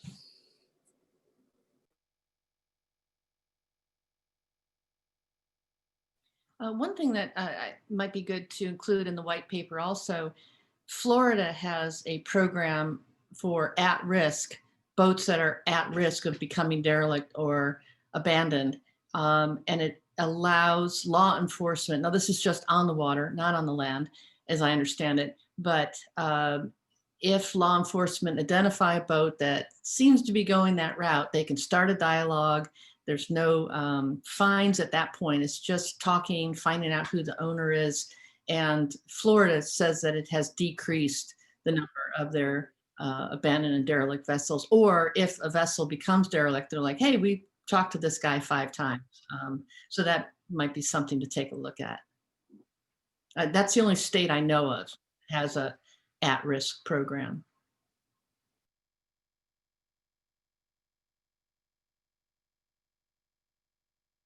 Okay, any other thoughts about what you would like to see the young lawyers at William & Mary tackle in the next few months for this white paper? May I count myself among the young lawyers? Am I allowed? Of course. I don't think so. All right, we do have something in the comments looping back to the marina fuels discussion. There might have been some conflation with the Virginia Petroleum Storage Tank Fund, which is a fee on solid. So yeah, there's a lot of great details there. But again, we will be able to share all of these comments with, well, everybody who wants to see them. So keep putting your great ideas in there.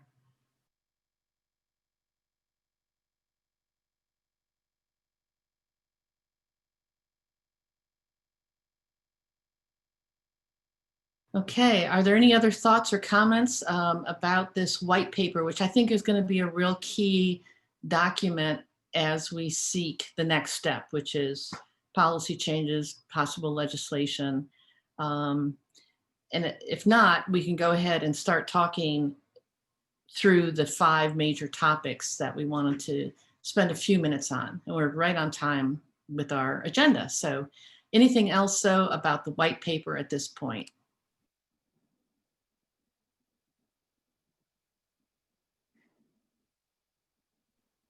Okay, well, thank you, Elizabeth, very, very, very much, not just for today, but for your enthusiasm and bringing all of the resources of the Policy Center to this topic. It's couldn't do it without the lawyers. So thank you. So at this point, let me ask Jeff, could you stop sharing your screen so I can share my screen? Let's see.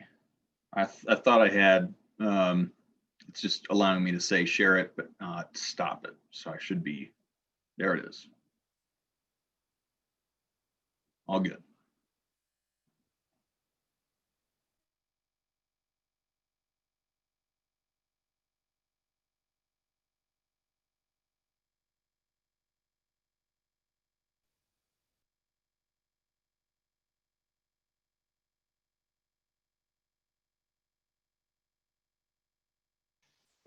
Katie's on mute.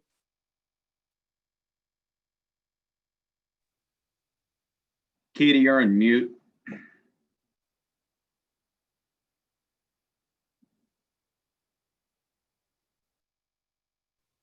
Okay, am I back?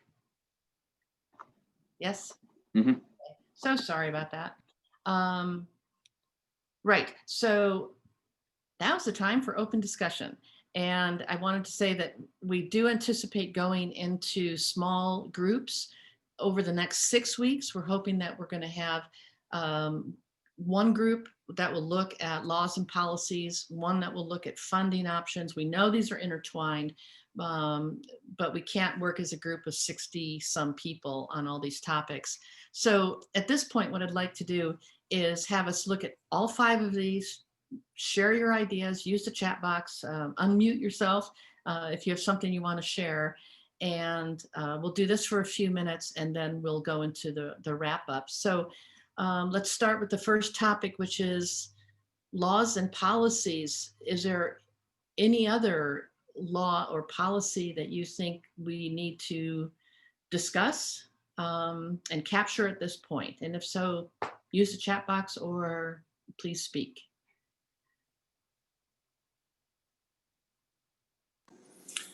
Katie, this is Gary.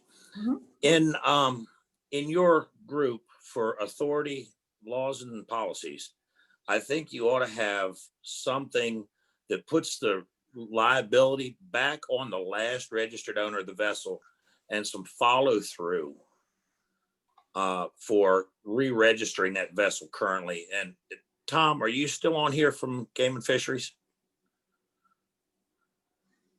I am. I just had to unmute. Not a problem. I had a question. Have they closed that loophole up with the boat registration system in Virginia where you could just continue to get a temporary registration? Oh yeah, we closed that down when we got our new licensing system. So, Okay. because the code actually said in order to get a temporary, you have to do everything to register your boat. And so the way the system's set up now, if you get a temporary, it starts a process to register your boat and you have to pay to register it. I really think that would be a good thing to include for Virginia. So there's at least a paper trail.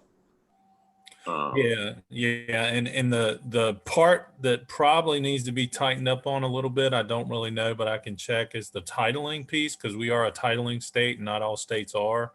Right. But before you can, so if you sell me your boat and then I turn around and I'm going to sell it to Katie, I would have to title it and then sell it to her instead of passing the title through with a bill of sale, because that's a lot of times where the ball gets dropped. Correct. And I'm thinking about putting this, and again, I own an on-road towing and heavy fleet service as well. So I deal with this on both sides of it. Is there and I believe that's already a requirement. I just don't know that it's being completely followed. I need to check because I don't work over there in title and registration all the time, but I can find out. Oh no.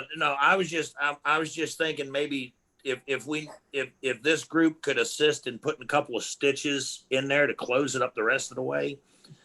And like on our titles, our vehicle titles show if the vehicle is sold or disposed of, please fill the information out to the new owner or the disposition location to put some liability on whoever. Because when I pick the boat up, if it's picked up by me to be disposed of and scrapped, I fill that section out, carry to, I carry it down to your office in Richmond, turn it in. That way it's directly done right away.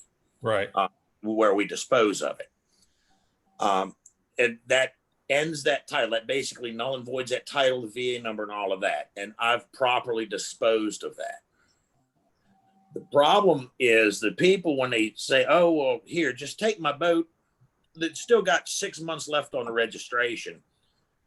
Well, then that's where the problem's laying is there a way we could squeeze that gas, say, look, you're responsible. If anything happens to this boat in this time, even though you've sold it, you're still liable for it, both financially for disposal or accident purposes, or a hazard, creating a sinking, creating a hazard. Is there a way that we could tie this together?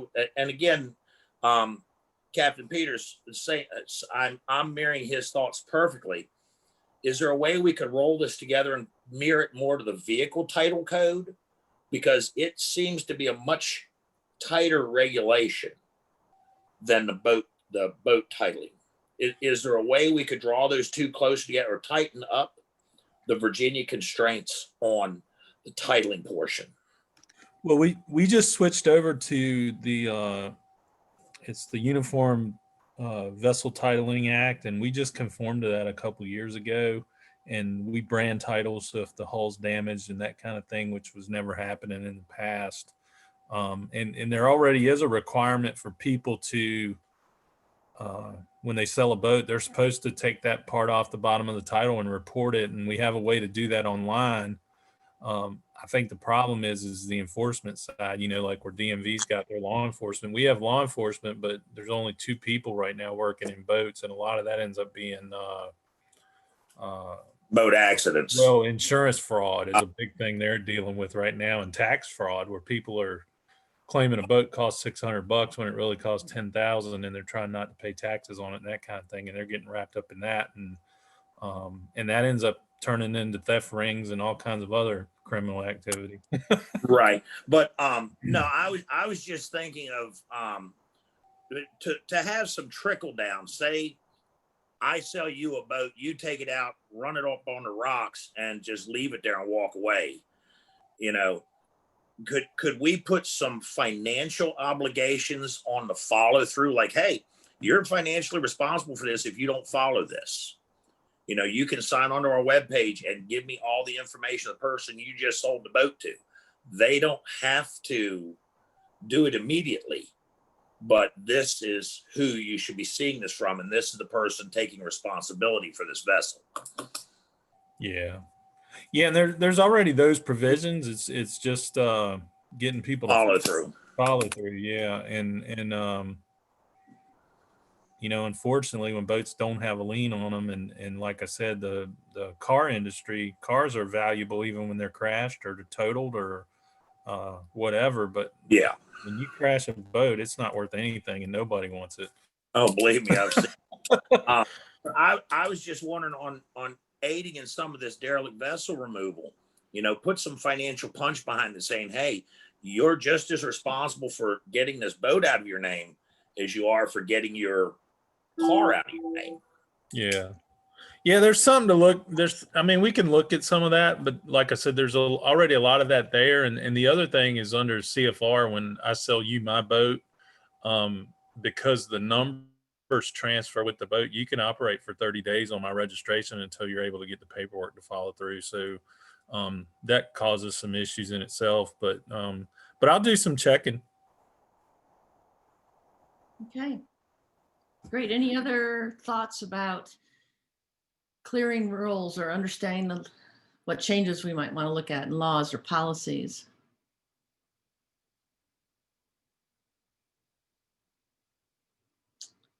Okay, well, let's go to the next big one. And actually,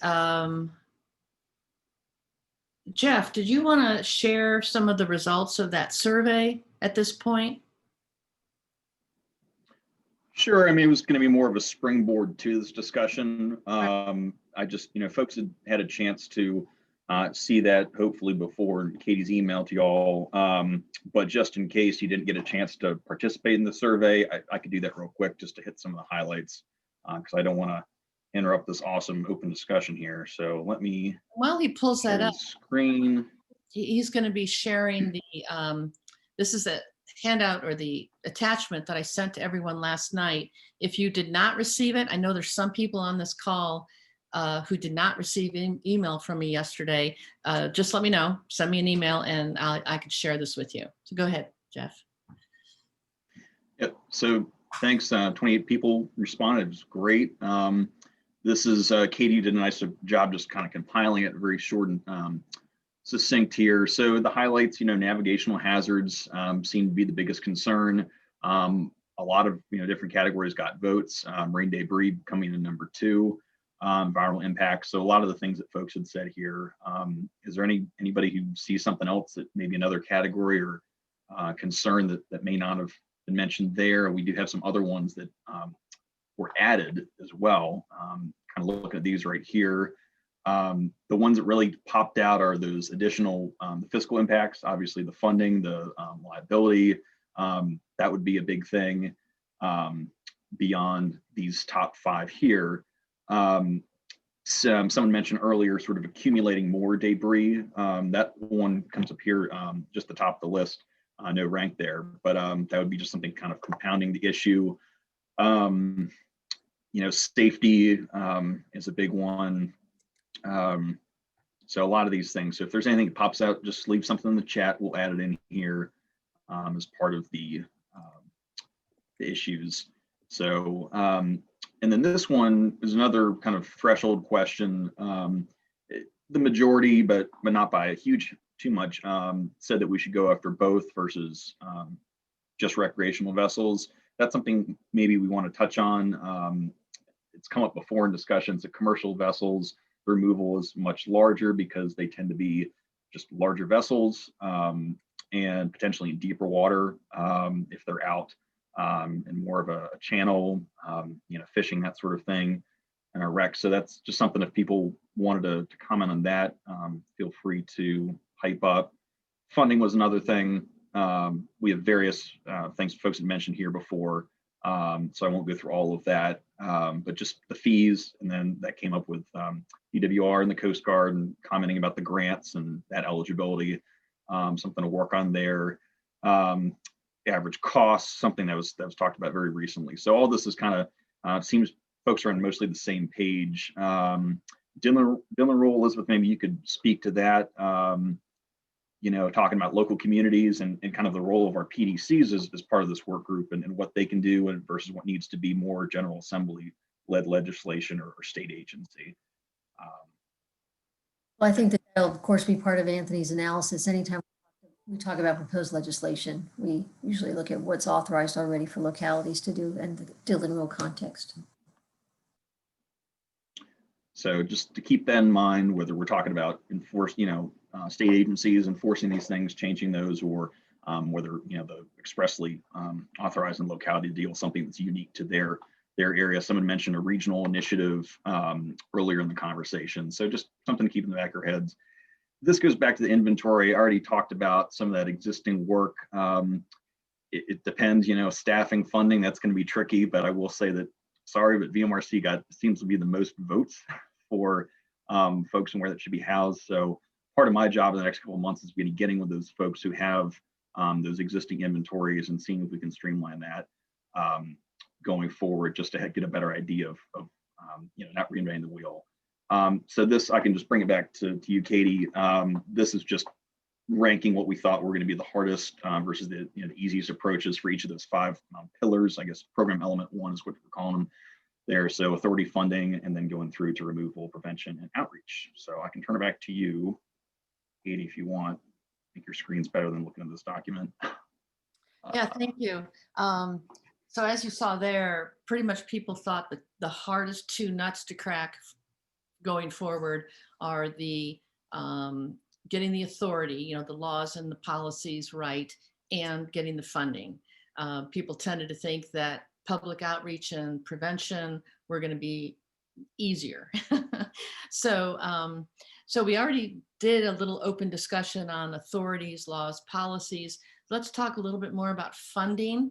We've already had some ideas, but are there other thoughts that you have? And I did want to share one email I got from somebody who had to leave the call.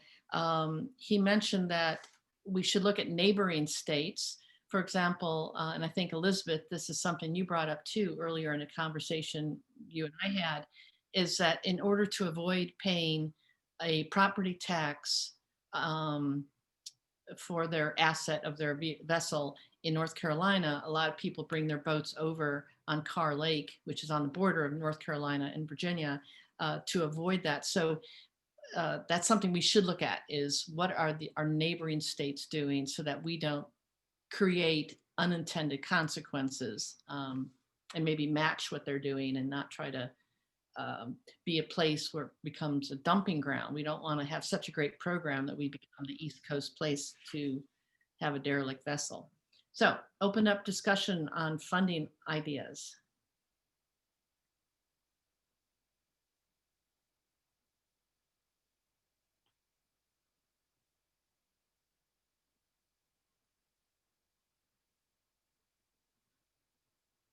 Anybody? Okay. Yes, Ed here again. No one wants to talk about money, do they? It is a tough one. It really is. I really do want to pursue this discussion with Geico and some of the leadership that we have access to in Northern Virginia with that group. There may be something there. We spent an awful lot of time again talking about it with the Georgia situation this past year, and some boat owners and some boating industry representatives seem to think that there is some potential there. So if nothing else, let's sniff around. Obviously, there's a lot of legislative requirements that would have to go into that. The insurance industry may not be in favor of it. But the point is that we who represent the recreational boating interests of the United States and beyond, but primarily the America and the US, believe that responsible boaters want something to be done in this area. That responsible boat owners and those who enjoy time on the water recognize that that we all have a responsibility here. So let me do a little bit of research there. I don't necessarily want to get on the funding committee. I think I'm more qualified to be in the public outreach through our bully pulpit of Waterway Guide and the media channels that we own and operate. We can start rallying some interest in this, but I certainly would be more than interested to run something down there and see if we could get some discussion started, if nothing else. Over. Excellent. And Ed, could you tell us again what agency you're with or group? I run a company called Waterway Guide Media. We're a 75-year-old publishing company. We publish 20 books, America's cruising guides to the United States, Cuba, Bahamas. We're also worldwide. We provide data, all of our data and information to mobile apps. We work with NOAA and the Coast Guard, others on a regular basis in safe navigation. So we've been around since 1947. We published the Waterway Guide series. Great, thank you so much. Katie, this is Louis. I'd recommend that you consider submitting comments to the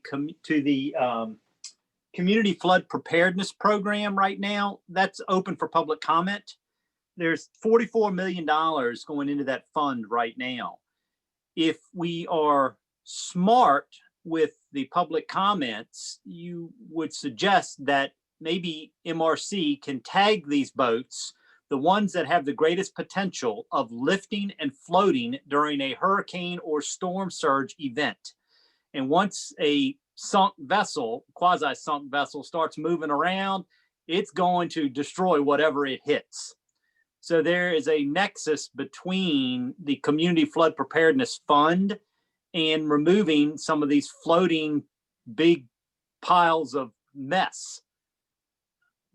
It may be worth, because if you get it into the criteria for eligibility and we wrap it around flood mitigation as a reduction measure for insurance claims, you might be able to make some progress there.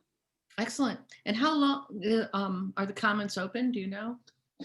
I think it's open for another couple of weeks. Kurt, do you remember? Or anybody else? Elizabeth might remember. Deadline is January 31st, but Shannon emailed Town Hall because they had it up as January 5th or 6th. But DEQ actually posted on the announcement the 31st, I believe. Yeah, it would only work if we can make the case that somebody needs to designate which ones have the potential to float around and cause damage during a storm event. And that then you've got a strong nexus. Right. Great, thank you.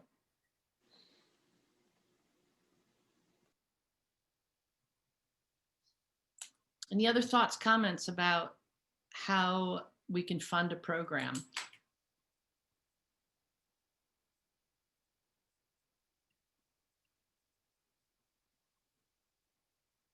I will bring up a slide right now of how some other states are funding their program. Here are states that fund it through a fee, whether they call it part of the registration fee or an excise tax. One state does have part of their gas tax go to their ADV program. And then many states pay out of state appropriations. On top of that, there's always grants, dedicated funds, insurance claims.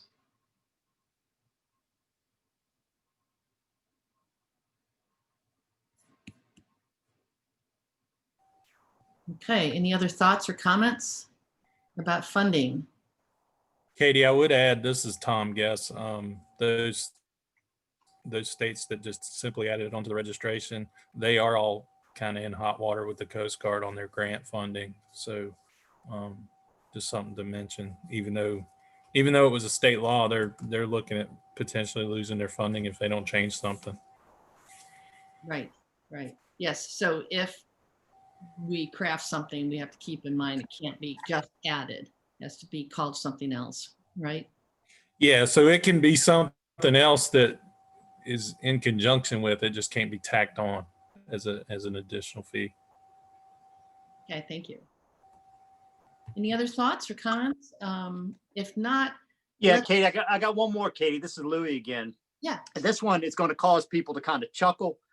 But in these rural communities, if people realize that there is funding available, all of a sudden you will see a doubling or a tripling of abandoned boats. Absolutely. So there's a very thin line. Glad somebody brought that up. Yeah, there's a very thin line between managing what's already out there and creating an incentive program to cause more people to abandon more boats. Yeah. Really good point. Yeah. You can set a date. Because Katie and I talked about that, and I said it's a double-edged sword kind of thing. You can actually perpetuate the problem by having money available. Well, if you're trying to get rid of the backup problem, you can set a date by which it had to have been abandoned or something discovered. You know, if you're really trying to get right. Yeah. Well, it's a huge issue, right? And California and a few other states have voluntary turn-in programs but they're well funded. They've got the funding to say, if you bring your soon-to-be abandoned vessel and you have clear title, you bring it to one of our partner marinas, the state takes care of it. But they've got the funds to do that, because otherwise you're right, we're going to be a mecca for abandoned boats. So, well, we have about 8 minutes left, so I wanted to go to the other topics, and we'll just lump them all together. If anyone has something to say about removal and disposal of the vessels, of prevention or public outreach, again, these are going to be some of the work groups we're going to be asking you to sign up for. So let's take just a few minutes. Anyone have some brilliant ideas to share about removal and disposal or prevention and public outreach? And again, you can use the chat box if you'd rather do that.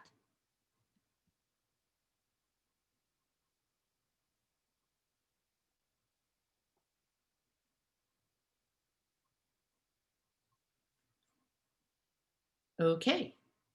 Well, this is not going to be the last chance to contribute your thoughts. So the next steps for this group are going to be, we're going to be sending out, Jeff and I are going to be sending out an email asking that you all consider which of the smaller committees, subcommittees, you would be willing to contribute to. We really need your expertise. We really need your time and energy. So we'll be sending out a request for you to serve on some of these subcommittees. We're going to ask that some of you take a lead on some of these subcommittees where you will become the leader, call the meeting. Jeff and I will attend as many of these meetings as we can, but we're definitely looking for some leadership. So you'll get an email from us soon about that. We're going to ask all the subcommittees to have at least their first meeting in the next 5 or 6 weeks. And then we would like to reconvene this group the week of March 1. So it'll be on March 1, 2, 3, 4, or 5. If any of you know of some big events that week, please let us know so that we can avoid, like if there's already a large meeting on the 3rd that would involve the same audience, please let us know. But we'll do a doodle poll to find out which date works best. And then my final question for everyone is, who do we not have at the table already? Who should we be inviting? For example, we don't have a marina dock master or a marina owner yet. We've been working at that, but we don't have one.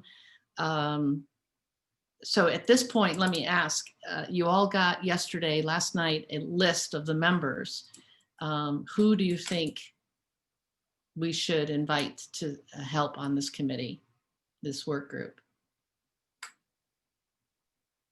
Do we have a legislator from Virginia's legislative, either a senator or a representative on this committee? We do not. We do not. There's some challenges to having an elected official, but we could see if we can do that. What are the challenges? That I heard that there's some people who can serve on this work group if we are solving or looking for solutions and defining the problem, but not looking like we're going to become lobbyists or advocates for particular laws. And so that's my. I think that's a far-fetched piece of logic, quite frankly. It's, well, we're you know, yeah. Well, at some point, the legislature of Virginia is going to probably have to deal with some of these topics, and it would be nice to get some advice from them, or at least have some legislative input on it. How about the legislator who just bought a marina? Pardon me? I said, how about the legislator who just bought a marina? Right. Well, there you have it. That's a good solution. There you have it. I would like to reach out to her, but I'm waiting for permission to do so. But I hear you. You're right. Eventually, the white paper that Elizabeth and her students are going to be creating will have very specific suggestions on what kind of legislative solutions. And yes, you're right. At that point, we're going to have to engage them. Hi, Katie. How about on specifically with Smith Mountain Lake, we have a power company that generates power through the dam. I think they should be included also on any funding issues or any, authority issues. Okay. Great. And there are marinas owners, not owners, but managers that could be included also from Smith Mountain Lake, if you ask them. Great. Thank you. Yeah, I want to make sure that we keep a mix, that we, some freshwater, some coastal marinas. Okay, great. Other thoughts on who should be at the table?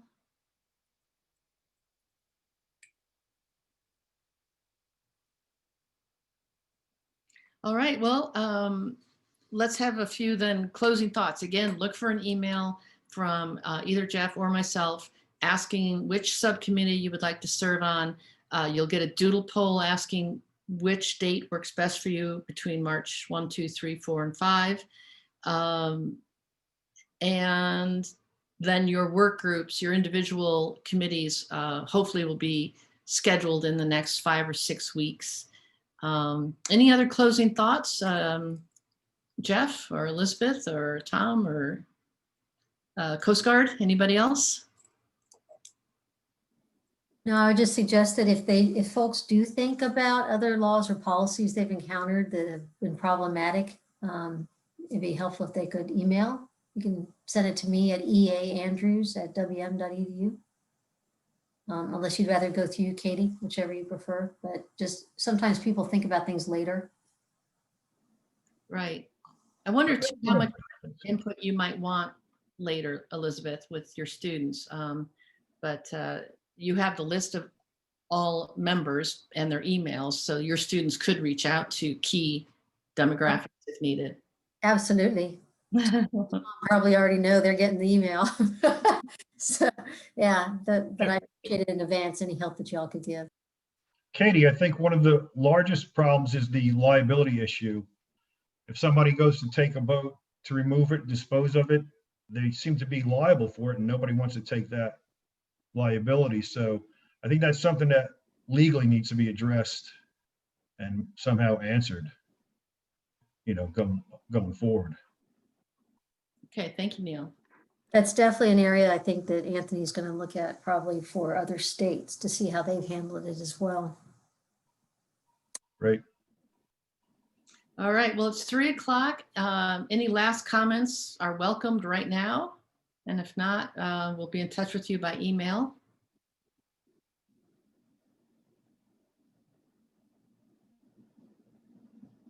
Just thanks for having this work group started. So.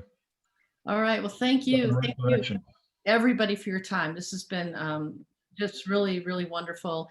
I'm going to leave this meeting open for another minute or two. If you've got one more thing to pop into the chat box, please do so right now. I will save it and share it with anyone who would like to see what were all the questions. And so again, thank you and goodbye. Thank you.